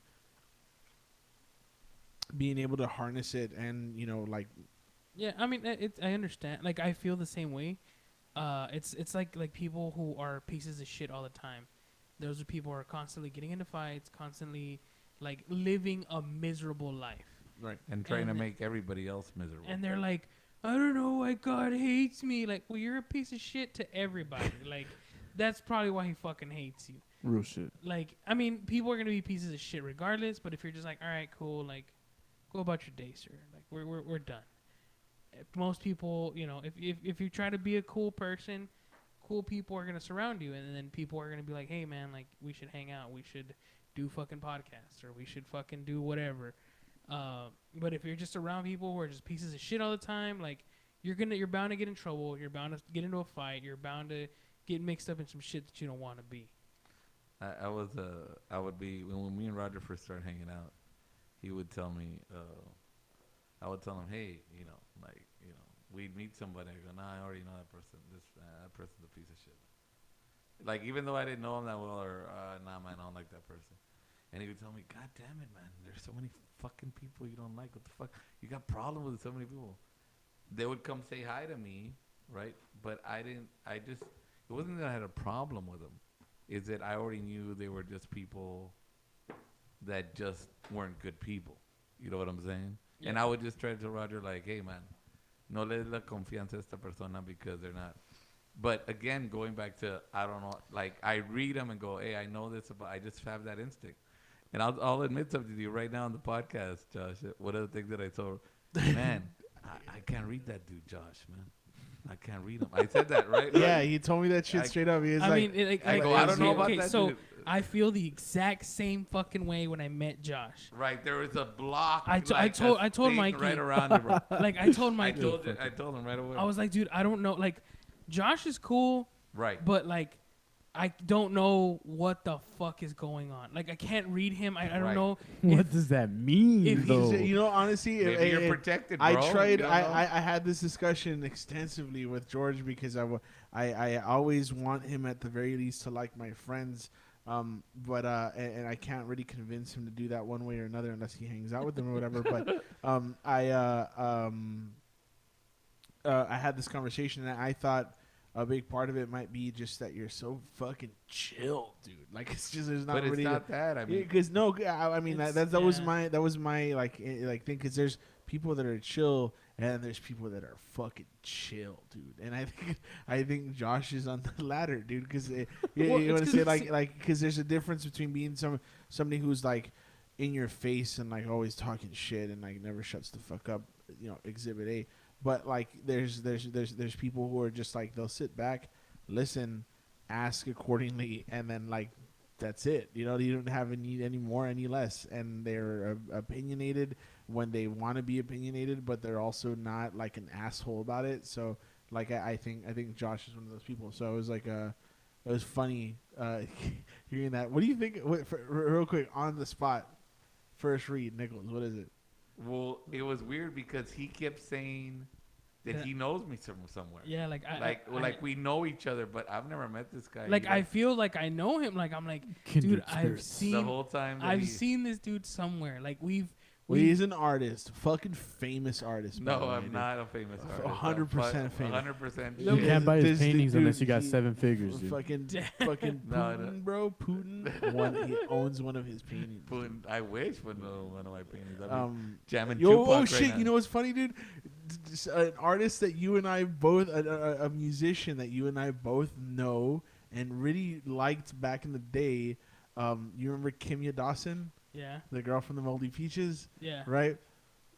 They were friends, dude. Yeah, they were friends, man. No she has one of my works. She has one of his works. That's fucking crazy. Yeah. I was balls deep full in her. circle. Yeah, dude. Yeah. So and then it was funny because then I told him, I was like, dude, I fucking love A$AP Rock, and he happens to have the thing with Kimya Dawson called The Included or whatever, and we fucking listened to the whole album and shit, just talking about it and stuff. But I mean, that doesn't take me back. So like, what's your read, bro? Well, the read is what I felt on this dude was that I just felt like I kind of felt the same way that he felt like maybe we know this right, but maybe it's because we have the same ideas or on the same mentality. Well, I mean, it's weird that we both have the same read on Josh. Yeah, yeah, like it was. I told him, and I told Roger right off the bat. The first time I go, hey man, I can't read that dude at all, bro.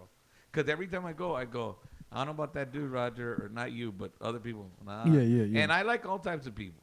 I got all types of friends. You know my friend Rick. You know my friend Bruno. Dude, it was so funny. all There was different. there's two people specifically that he once told me. He was like, man, I don't know. Those people, like, yeah, they're cool. They're all nice and everything like that.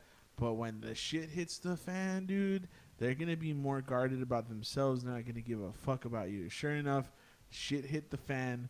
They didn't give a fuck about me, like, not at all, dude. And I was like, goddamn, you called that one 100%, dude. This is weird. So you don't have a read on him then? No. I just feel like I know him. Like, no, he's a good guy, or I didn't feel. And I'm not just saying. Well, that you're 'cause we're on wrong. the fucking He's a end. piece of shit. No, well, maybe that's why, because I'm a piece of shit, so it kind of works out. But what I mean is that when he was like, and he kept asking me, and I just kept feeling like, yeah, maybe we do, like maybe we were somehow secret lovers. It is weird because but- I feel like sometimes I feel I've got a little bit of that ability myself because I feel like I just converse with people really well.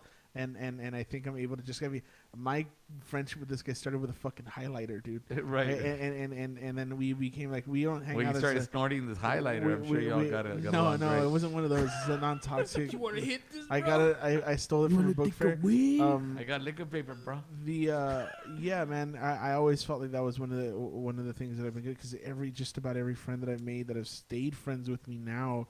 I don't even remember how Mikey and I became friends, and we don't keep in contact as much now. But it's still like every time that we hang out, it's all love, dude. Like I've never felt different. So back to Mikey. Right. When I first met Josh through you, I didn't know I thought Josh was like your friend before anything. No. And then Mikey's like, yeah, dude, Josh is my friend, and like we've been friends forever. And I'm like, yo, what the fuck is up with Josh, man? Like, I can't read this dude. I couldn't read him at all either. And he's man. like, what do you mean? And I'm like, look, I have a big ass fucking mouth. Like, I talk a lot of shit. I was like, and I don't want to step on Josh's toes, so let me know how I can handle Josh because I don't want to get in trouble with him because I like Josh. You know, it's funny. That's the exact same shit this guy said. Because he would ask me, dude. He'd be like, hey, what's up, man? What are we gonna do? Are we gonna podcast with Josh again or whatever? Because we've been wanting to start our own podcast. But so you wanted to kind of like get like trial runs. Hey, what's up? Are we gonna podcast with Josh again? I'm like, yeah. Hey, so what's up, man? What's his deal, bro? Like, what's his like? Tell me about him because I was like, you know what's weird is that like Josh and I are like really good friends, but it ends at the podcast because it's like not always, but it's just like we won't keep in touch for the most part throughout the week because I think it just works out better that way in terms of podcast chemistry because then we're able to do this just kind of like, oh hey, like we're catching up, get back on frequencies and talk, right? So I would tell him like I don't know much about him. I know he's got a girlfriend. And he's got a job. He has a cool truck, and he likes dogs. Like, that's kind of it, dude. Yeah. So that was my thing with like before. I'm sorry. Oh no, go on. But like before that, like I would ask Mikey every time I would fucking talk to him. I'm like, yo, what is Josh like? And Mikey's like, he's just Josh. Like I'm like, he just okay. is. Like what can I not do to like get on his bad side?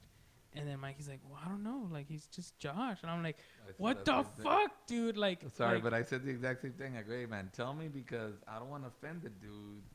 He's your camarada, and he's doing this thing.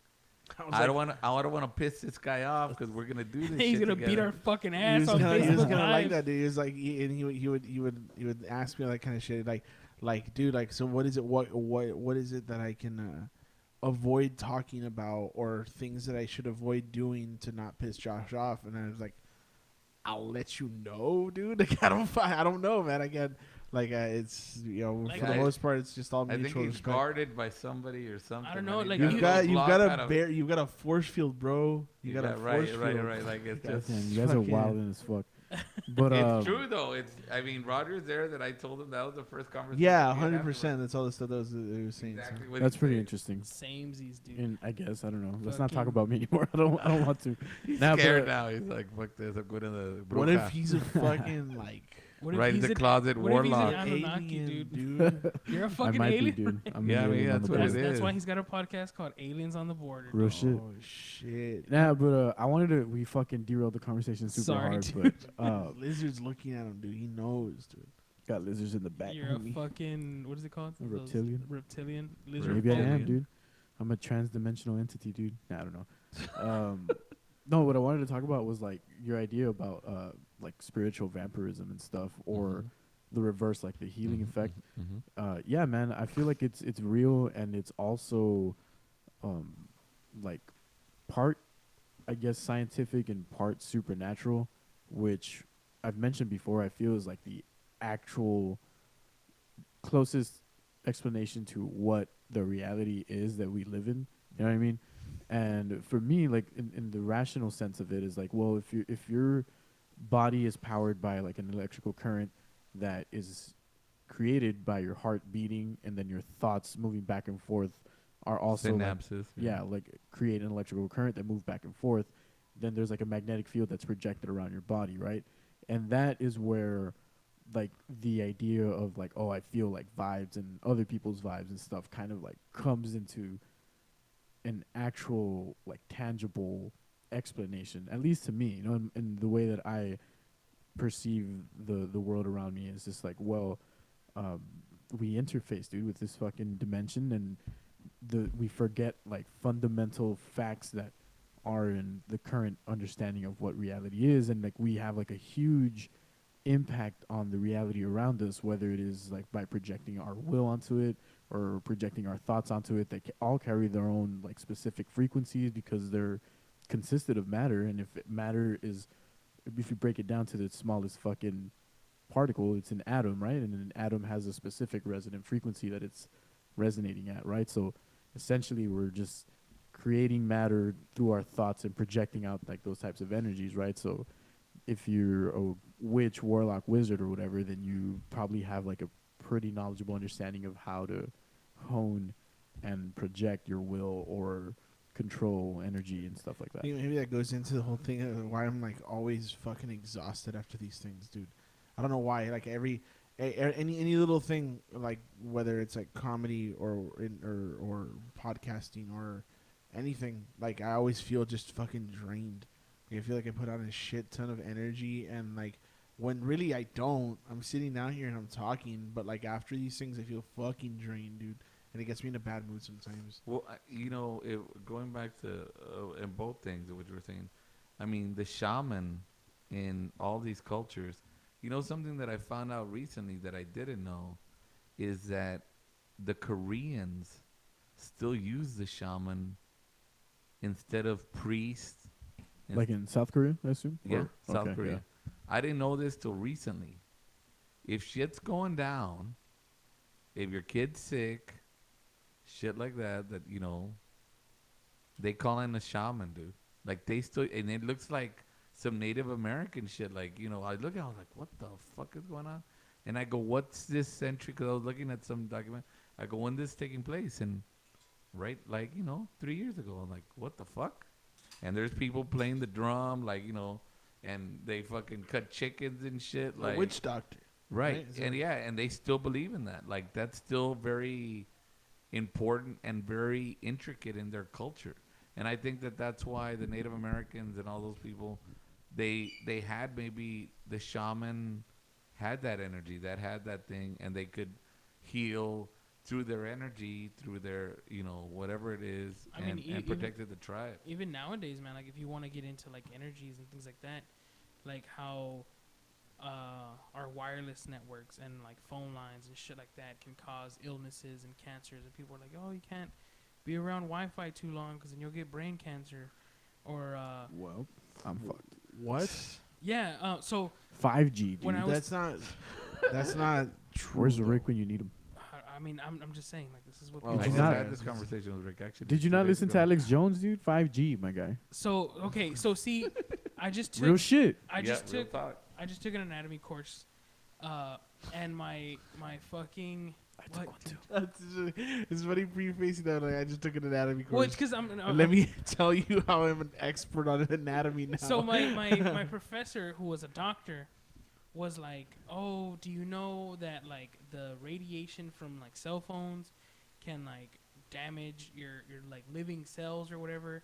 And he was talking about like breast cancer and like how most women like tuck their phones into their bras, or like people that he's like, whenever you talk on the phone, like keep it on speaker because you don't want to put that shit up to your head because then it like messes up your like. Go ahead. That had grounds back when it was like the very first Cell phone. cell phones. And No, models but that if you were think coming about it now, like the 5G technology that they're utilizing, it's definitely capable of breaking down the molecular structure of your DNA. out. 5G. So you're talking about radio waves that we've been because you're getting blasted by radio waves and all Constantly, that kind of shit. yeah. Like 5G is just another fucking Yeah, term. dude, they've externalized our ability to connect and interface with this reality so that we depend on external devices to be able to connect in that same sense. My whole thing So is it's, like, though that stunted our ability to be psychic. can those things that we use to interconnect, can they affect you physically? They definitely can, bro. Think about it this way. I've seen it. I mean, I'm saying just because I know of like no scientific proof or evidence Well, that there's- has shown that there's any sort of physical damage from current generation or the last 7 years of It's technology. fucking relatively new, dude. Like we don't have that much Well, that- studies with regards to that, right? that's So we're fair, yeah. we're I we're think gonna in have to 20 wait. years. Yeah, we're gonna have to wait and see exactly Yeah. what it looks But like. I mean, like even then, like I don't feel like not knowing something is a proof of it not being. Yeah. real, you know Well, what I I'm mean? not saying that. I'm saying that it's just that, like, we know what it is that composes this. It used to be before when we didn't know how to measure these kind of things that shit like that would happen. I remember there was a whole thing about how what was it called decayed uranium. You know, when you could make paint out of it and it would be glow in the dark, and they would use it for watch faces, right? So what they would do is that they knew that it was already decayed, so they assumed that because it can no longer react, that it doesn't have any sort of effect anymore, right? What they didn't know is that they have half-lives, and when they're dead, they still emit radiation. You know, whether they just didn't have any way of, you know, checking that out. So what these girls would do when they were like they would wet their mouths with they would wet their brushes with their mouths, dip it in the thing, paint the watch face, right? A whole factory full of these girls randomly started losing their fucking hair, and they all died. And they showed their and it was actually really creepy. There's some pictures that you can look up on this. They found that because they were constantly doing that, whatever, the bone cancer that that started, whatever, made their bones look spiky around their like because it basically was happening. They were getting tumors and then they just died, right? A lot of that stuff was buried and didn't know anything about it until years later, because of the people were then scared of irradiated bones. So, which is also, you know, a thing, right? But Yeah. my thing is that we now know what causes a lot of these illnesses, and we know how to measure for them. So I would say that there's a lot more in terms of like precautionary, in the same way that you can argue that, oh, because there's newer technologies that are here, there's more things that can harm you. Well, that there's also, I guess you can argue the opposite, that now that there's more newer technologies coming out, we have newer ways of detecting what can harm us and what, you know, doesn't harm us. And yeah, I would say that maybe we go through more precautions in terms of like what can harm us and why we have certain things that are like regulations when it comes towards, you know, phones. And, you know, I would say, yeah, tinfoil hat, all of it. If you want to talk about that kind of stuff, I think the more dangerous implication behind cell phones, which has been proven time and time again, is that they're effectively wiretaps. they're wiretaps that you buy and purposely keep on your person.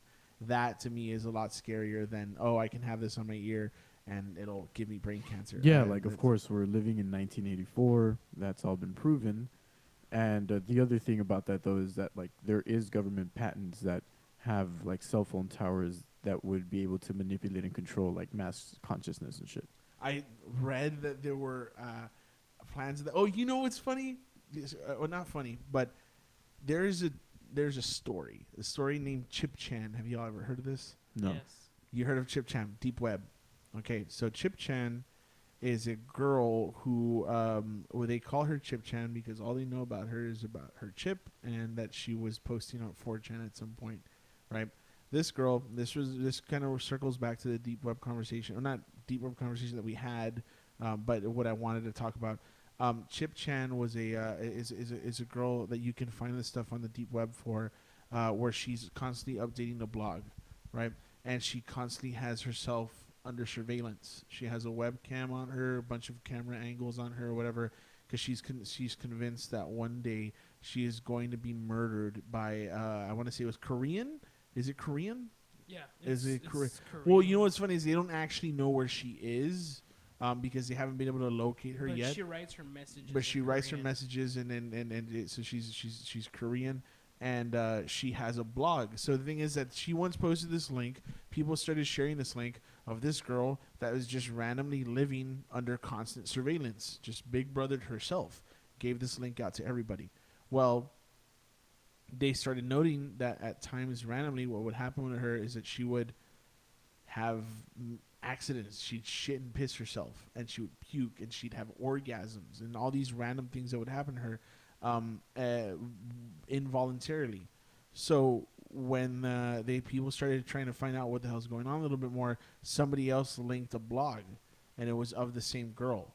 And the story of it goes is that she was in, I want to say Singapore or something. She had a grandmother who was their last living relative who passed away and left her a massive inheritance, huge, right? And the only other person that was aware that she was getting this inheritance was I think it was like a lawyer or something, or someone. And the story goes, or the conspiracy behind it goes, that this lawyer hired a gentleman or something like that to Well, the guy that has her there is supposed to be a police officer. a police officer. Yeah. So there's the police officer is the one that goes and checks on her, but they don't know who it is that's actually Well, every time it's because when it comes to shit like that, like every time. First of all, it's unfortunate. Yeah. Every time no, he goes but- to like visit her, like the camera turns off. Well, yeah, because he has control over it. So the idea of it is, or whatever, that he doesn't know that she's opened up the lines or whatever to this or whatever. He has her under surveillance. Doesn't know that she's broadcasting that surveillance to other people. So she's kind of like hacked it or in some way made it so it's available for other people to see, which is possible because there's a bunch of open IP cameras that already exist that you can personally go to a website and see into other people's houses. Don't you think that if you had the smarts and the time and the equipment to do something like that, would you not try to help yourself? Right. So then there's that's where it goes into the chip thing. Now, you know about the chip? Yeah. Okay, so the chip is that she claims that she was implanted with a chip that tracks her GPS whereabouts. She cannot leave her place, and that she does not control any of her bodily functions. That they are controlled for her, and that she is can not ever figure out when she's going to use the restroom, and that there are times also where she does not remember whole days. I don't know. It seems like it's full of holes. Like, right. Yeah. So you don't believe that phones can cause cancer through radiation, Right. but you believe a chip can make somebody shit and piss themselves. So I was doing it for the sake of the conversation. I personally subscribe to the fact that what a bunch of other people think is that she's mentally ill. Yeah, I'm down. And the thing is that people there's a whole stigma in Korea against mental health, Yes. where it's like if you're mentally ill, depressed, anxiety, any of that kind of stuff, it's not, hey, you don't want to talk about it, man. It's cool, dude. Like, tell me what's going on, bro. Like, it's not like that. It's shun that person. The family shuns them. You no longer become a viable member of society, and you no longer become somebody that anybody communicates with whatsoever, because that's just the way that mental health is treated over there. I think it's like they've probably, I want to say Asia's got the lowest per person. They've got the lowest counts of mental health professionals over there. It's literally, I want to say, like 1 per like 20,000 or 30,000 people, which is insane. So that I think like in comparison here, well, in the best cities, I think it's like you get 1 mental health professional for every like 120 people or something like that. So, and that's like in like more progressed cities. Denmark is even much higher. It's like literally 1 person, one professional for every like 60 people. So, that's just the way that shit goes there. I brought it up simply for the sake of conversation because I thought it was a really cool fucking story, but also. But you were wrong. Yeah. Okay. Fine, fair enough. I wanted to go back to what Josh said, if you don't mind. That the whole thing about the government and all that, and how y'all were talking about that. What I was talking to Rick about, or let's call him Matamoros. You mean Rick Matamoros? Whatever. Right, Rick Matamoros. Little Rick, a.k.a. shout out to Little Rick Matamoros, still pumping it out there, playing his music. Is that they're one of the most beautiful and known actresses of the early 20th century. Was called Hedley Lamar, I believe. Something like that. Hedley Lamar. Okay? Y'all can look this up. She was known to be the most beautiful woman in the world at the time. But she was also a scientist. And they thought she was crazy. She was real vain, whatever. Everybody knew her because she was beautiful. It was in the golden age of cinema, where you got to be this beautiful woman and whatever. She got divorced like 8 or 9 times because she was mentally unstable. But she was a scientist. And with this other dude, she literally came up with this technology that when the war started, that you could sync up, like in submarines, where you could sync up, hey, not like kind of like radar, but that would take this missile is going to go directly and hit Roger. So it would directly go to that. She came up with that formula with that technology. The government, when she took it to the government said, that's bullshit. We don't need it. It's not useful. It doesn't work. Even though she approved it. And to this day, the government waited till the patent ran out that she had. The government took it. And it's the same exact technology we use for Wi-Fi right now. All her family didn't get any of that compensation. But everything Wi-Fi, everything Bluetooth, it's all associated to that one thing that she invented, I think in the 30s and the 40s. But the government kept that patent, so none of her family, nobody gets money. Dude, a lot of our tech is fucking old as fuck. Right, and you can look it up right now. Hedley Lamar, I believe is her name. You see her, I mean, she was the most beautiful woman in the world at the time, but they didn't take her serious at the time. And she was just kind of like a mad scientist, and she kept getting divorced, and she lived up to like the year 2000, man. She lived like for 95 years or something. Damn. But she lost, like, she would keep getting plastic surgeries, like she became unstable. After, like, nobody would take her serious. She was basically like a crazy scientist, man, but a woman, and at that time nobody respected her. And the government just waited out her patent so they could keep it and use it, and that's why the government, every time, all Wi-Fi, all your Bluetooth, the government's getting money off of that, not her. They kept it, all that patent, and it's all used for all that technology. The government decided to use it for all that stuff. That's fucking crazy, dude. So, I mean, there you go. That's some useless information or useful information. Yeah, fuck, that brought up, like, this thought that I had that kind of went along with that, and I fucking lost it. God damn, I hate when that happens. But, I mean, going back to 5G and then, like, disrupting your fucking DNA and It's shit. weird. I don't know, man. I guess I'm not enough of a conspiracy theorist, or maybe I haven't like looked into it. It's because I always feel like a lot of that.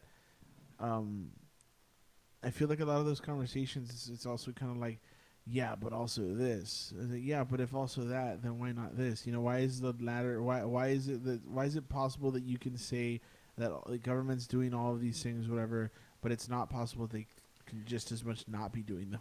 It all goes, and oddly enough, full fucking circle. It all goes back to the Book of Enoch and the story of the Anunnaki and ancient Sumeria, which leads to the split amongst two of the main deities, which are supposedly the creators of the human race. All right, so there's 10% of the human DNA that is known as junk DNA, right? Or Right, yeah, I remember you talking about uncoded this. Uh-huh. DNA, right? Now that 10% of the DNA does not match any other species that is on this planet. So 90% of our DNA is related to other species on this planet, and the last 10% is not. Right? So it's like, where does that DNA come from, right? And in the story, or in the mythos of the Sumerians, the Anunnaki came to planet Earth and combined their DNA with like a prehistoric man to create mankind. Now, Yeah, fall in line with that whole thing about Bruno's theory of it's not Bruno's theory, but the thing we were talking about last time, where he said aliens weren't looking to come by and like bother anybody or whatever. They were looking to continue their race, right? Or create a different race, because they basically were us, but they lost the feeling, or they lost the sense of the ability to feel. Right, they lost empathy. They lost the ability to love and empathize. So they were coming to mate, right, with human beings to create, to get back love and empathy and the feelings that human beings have. Which go back to the Nephilim, because angels don't have that shit either. So True. That's why they were coming to do that. And so anyways, in the Sumerian mythos, like I mentioned, there's two main deities that are, well, so the main deity is Anu, and then under them, his sons are Enlil and Enki, right? So Enlil, I believe, was the one that was like the fucking geneticist or whatever and created mankind. Now, these beings, however, they're transcendental in the sense that they can exist in multiple dimensions other than just this third physical dimension. And Enlil, who created, again, this is all just part of like their fucking mythos, right? Who created mankind, imbued us with the ability to also transcend multiple dimensions. And Ki was like, nah, fuck that shit. They're not gonna do that. They can't like be at our level or whatever the fuck. So then that created a schism to where the bloodline or those that were selected by Enki to rule on this planet suppressed the type of information that would lead to one's own like spiritual awakening and being able to use like your brain and your soul to like, again, transcend just this physical dimension and see outside of that. That's why we need to take a list. And then like that's where the whole idea of like the Illuminati comes into play. Yeah. But like one No, I understand it. I just also I don't know, man. I don't know why it's so tough for me to just. I mean, feel why I don't see why, because I like seeing both sides of the story. It's like when people say like, oh, that's fucking super highly unlikely. I mean, it may be, but if you choose to subscribe to even the most mundane version of reality, that reality has a set amount of rules that states that the universe is fucking infinite and ever expanding, right? So if you have an infinite amount of variables to create different versions of stuff, then why would it be impossible for us to be in that one specific arrangement of variables that creates that reality? Because it's not. No, you know what I mean? So like your own, not your own, but like other people's own ignorance or willful ignorance, like destroys their own argument. There's a joke from Cal Kinane that goes, I'm agnostic. I say agnostic because I don't have the balls to be an atheist, to just say like fuck everything, but not because I don't believe in God or anything like that. I just think it would be really unfair of me to think that everything is everything that I believe in is cool, but like it can't be like ghosts, probably aliens. There's gotta be Bigfoot. I hope so. God, get the fuck out of here. So I feel the same way about like the conspiracy stuff. I can't 100% subscribe to a lot of the stuff that is said or that is theorized, but I also can't dismiss it. So like when I hear it and I'm like, all right, cool. But also it's like, are we ever really gonna know? Like I mean, it's the thing with conspiracy theories, like Joe Rogan had said, is that they're fun, dude. Like they're fun to think about. And I mean, I understand that you don't subscribe to the notion of there being, the higher powers. Like we're just puppets of, the fucking biological constructs. My first ever argument against a conspiracy in general was always like, yeah, but if they don't want you to know that, then why do you know it? Why are you so 100%? Because you put shit together, man. Right, yeah. So you put shit together and they just let you live knowing that. Something the that men you in black, dude, they're going to come to your house and fuck you up. Okay, like if we do live in that version of reality that I just described, why do they've been able to condition us to limit our ability to perceive what reality is to this one current paradigm where you wake up, you go to work, you have bills to pay, and then like, okay, well, what else, right? Because like the only reason that I like to bring up these types of topics is because I see that there's like an infinite amount of potential for us to not only, I mean, it doesn't have to be like a spiritual transcendence, but to transcend our ability to be, I don't know, like a multi-galactic species, like or achieve something that's higher than what we are on this planet. Yeah, I dig that. I respect that. But I just think it's like also like I'm not refuting it. I was gonna say, fuck, you had just said something right now that I was going to agree with. So they don't allow you to live. I mean, look at Michael Hastings. Look at yeah, you know the story about that guy? No, yeah. Look at the dude that was running fucking guns for that famous YouTuber FPS Russia. He locked himself in his office and shot himself in the head twice. Right, yeah. Look at the people that have crossed the Clintons and were involved in the... Look at the Haitians, bro. I get that, but that's... The dude that leaked the Hillary emails, Saoun. Look at fucking... What's his name? The WikiLeaks guy? It turns out he was a pedophile. Oh, never mind. He's not a pedophile. Oh, look, he's working with the government to leak this shit. Dude, fucking Chelsea... Snowden. Chelsea, what the fuck is that person's name? Chelsea Manning, dude. He's being tortured, or she's being tortured, whatever that person. Deep. Yeah, like, you know what I mean? Like, it's all around us, and it's just like, but don't pay attention to it. You all know around what I mean? us are familiar faces. Sorry to interrupt. Yeah, it's fine. The one thing that and I agree with Roger. I'm very much a conspiracy theorist, but also very much a skeptic. I fall in between, like I said, right? But like, let's say, for example, what I just talked about, Hedley Lamar. The government, she came because it was wartime, and this is what she wanted to contribute. And the government said, bullshit, doesn't work, right? 20 years later, when her patent was over, they took all this shit, and you somehow knew, all the scientists of the government people, hey, we can use this for all kinds of shit. Like, let it run out. It's bullshit, and we can use it. And basically, all they gave her was, in 2014, as I'm looking right now, is a National Inventors Hall of Fame. They put her in there. That's all they gave her.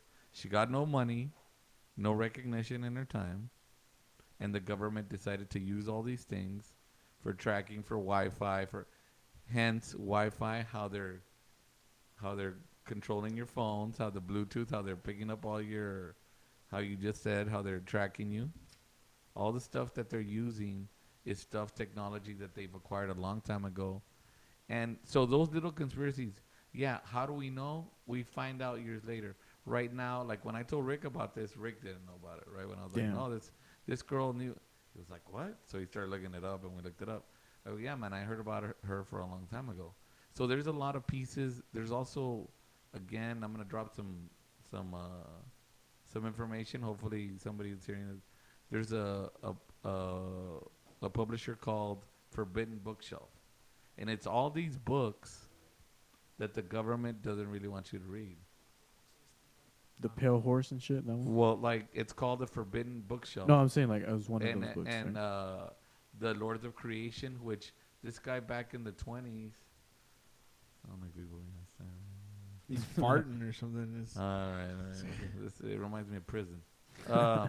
It's the Lords of Creation. This guy wrote it in the 20s that if America keeps going like this, he predicted the 1% and how it was going to happen back in the 20s, and telling the average middle class person, hey, don't let this happen because the 1% will take over. People, all of a sudden, the book didn't sell, but it got all bought up, and then the rights to the book got bought up. So there's all these books when the Vietnam War came out. Oh, yeah. That actually I knew. Yeah. So anytime there's a book, somebody writes about facts about what's going on and that can affect the 1% or the government somehow suppresses it. So in that conspiracy, yes, I'm completely aware of that, because they don't want to. Because think about the internet. When the internet first came out, I think the government underestimated us. Yeah. They didn't think that 15-year-old kids were going to be hacking into the fucking Pentagon. Right. They didn't expect, like, what? They're going to do what with it? Like, they tapped into the movies. They can take movies out. They can take music. They can, like, little kids. They just thought that we're going to be fucking around playing video games. So what they did, in my opinion, is they gave us Facebook and MySpace and Instagram. LifeLock. Like, somewhere where something dumb that can dumb you down and consume you. Because I had this conversation. When the internet first came out, because I'm old enough to remember that shit, is that it was about just endless information. You could get endless music, movies, books. You could just download them for free. People were just giving them to you.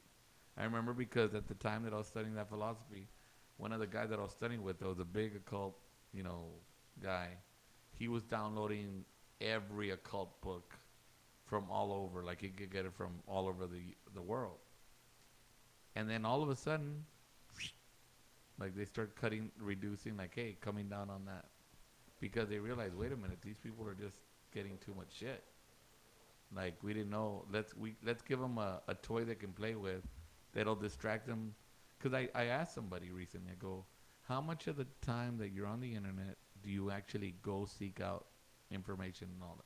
Because I'm a motherfucker that grew up on the card catalog, the Dewey Decimal System.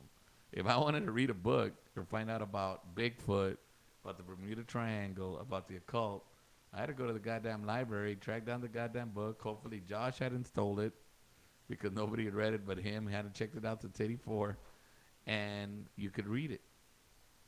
And back then, that's how they found out who was reading what book. But now on the internet, they didn't know who was reading what book. Everybody was just downloading shit. And I think that when they lost that control, they took it back by giving us a toy to consume our whole day, to consume our whole lives. Oh, let me take a picture of what I'm eating. Let me take a picture of this. Let me see what Josh is doing. Let me see what Roger's doing. Let me see what, Let me listen to a podcast. Right, let's listen to a podcast instead of actually going out there and figuring out, well, what really caused this? What's really going on? How can we do this? How can we make ourselves better? So we get distracted with the mundane, like children. Yeah, 100%. I agree. Sorry about that. A little rant there. I remember what I was going to throw out there, that when you started talking about Headley, was that it was just because you brought up the patent or whatever, but the patent for VR technology is from like the 50s, 40s. Right, there had been past iterations. I remember that. It was like back like Atari style that they had planned. No, like they literally have like a fucking headset. Yeah, and that's right. shit. Yeah, well, you because see pictures in the 50s or 60s. There used to be there was a patent for a headset like that before.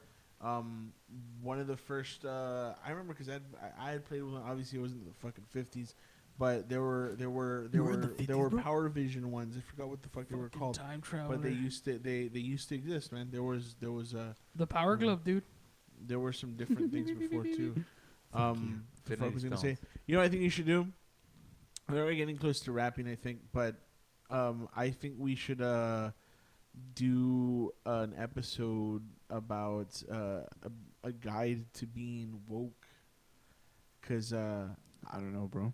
I don't know what that means.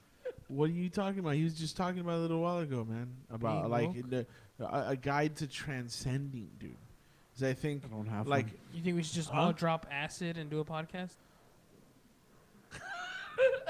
I never tried acid before, so I just kidding. No, I don't want to. No, that would be a fucking terrible. That would be a mess. We couldn't Yeah. drink beer on the podcast because shit got out of hand. Yeah. Nothing got out of hand. He just had a conversation. Y'all had a and screaming match when it I was was trying not to. as- I was trying to take everyone for a ride on the fourth dimension, It and was next thing not you know, I as- just had two Not a monkeys. screaming. I was like, It dude, wasn't- what the fuck? I wasn't didn't know even we're a yelling. banana. I was not. I was like, dude, that's not the point.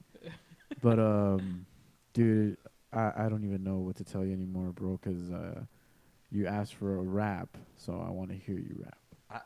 I think that there I'm just you know, if anything I think would be great is to maybe books that you all have read or learned or Yeah, books that- you've compiled a list like that before. You know what you should do? Throw it up on the fucking website, dude. Maybe. Now, you know what? I'll end with this story that kind of relates to the first story that you started with Go at for it. fucking Barnes and Nobles. So at the Second and Gay or Second and Charles here, I was I just add the word gay to everything now. It's funny. That's good. Yeah, and LBG where I fucking had this book that I actually have not read that I told myself I would start reading, so I'm gonna fucking do it.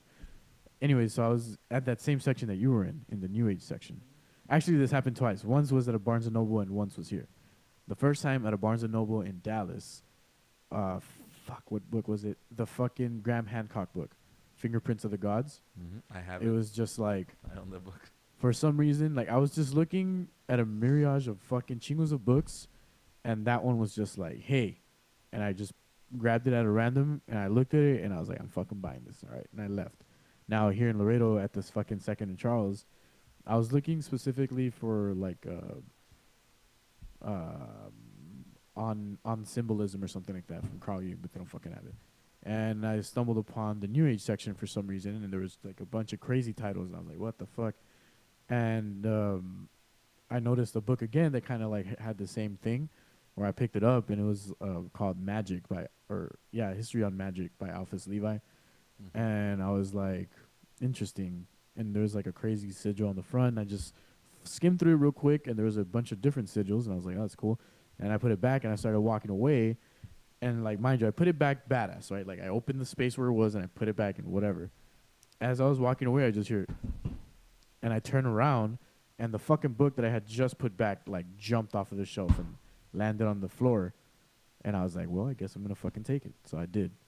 And He was another famous witch. yeah, well, the funny thing about Fuck Alphys that. Levi is like that's a fucking pseudonym for. He was a, what was he? He studied like in the church and shit for a while. He was trying to like become a bishop and shit. And he was like super knowledgeable, and I haven't read farther than the first like 60 pages or something like that. But I was already like, damn, that's crazy. But anyways, I just wanted to end with that story. And if you guys ever want to read a crazy book, I suggest reading that one. And I don't know, dude. Most of my shit is just compounded from my own experiences, not necessarily from books that I've read. A book that you recommend, dude? That book by Colin Wilson, The Occult, if you want to learn about the occult, like the core, you know, if you want to know, like, and it brings up John Dee, it brings up Levi, it brings up Aleister Crowley, Madame Blavatsky, everybody the Golden Dawn, it touches on all that. It's a little, you know, it's just it's got a chapter dedicated to all of them, and the book is ridiculous. It's huge. But, just that one, the Dictionary of the Demons. Dictionary It's of the Demons. by Michelle. Obama. I can't remember her name. But anyways, you can find it on Amazon. It's like $16. But it's. I mean, if that's what you want to know about, if you're down to, if you're about that life, then I mean, lend it to me, dude. I want to fucking. I want to get in that shit, dude. I'm not. I don't knock any of the stuff or whatever for the sake of knocking it. I knock it because it's like, dude, fucking tell me something that's gonna convince me. Because so far, all anybody's ever told me is, why not, dude? You know, and that's just kind of like, you know, I don't operate that way. I think I've seen shit, and I've been one of those people you've mentioned before, where some shit happens, and I immediately try to like, something scientific happened here. No, like sometimes it's more than that, and I understand it, but I also don't understand it, which makes me just kind of write it off. That's how I feel. A book, I mean, I don't have any like books that are like specifically like that or whatever, life changing books or whatever the fuck.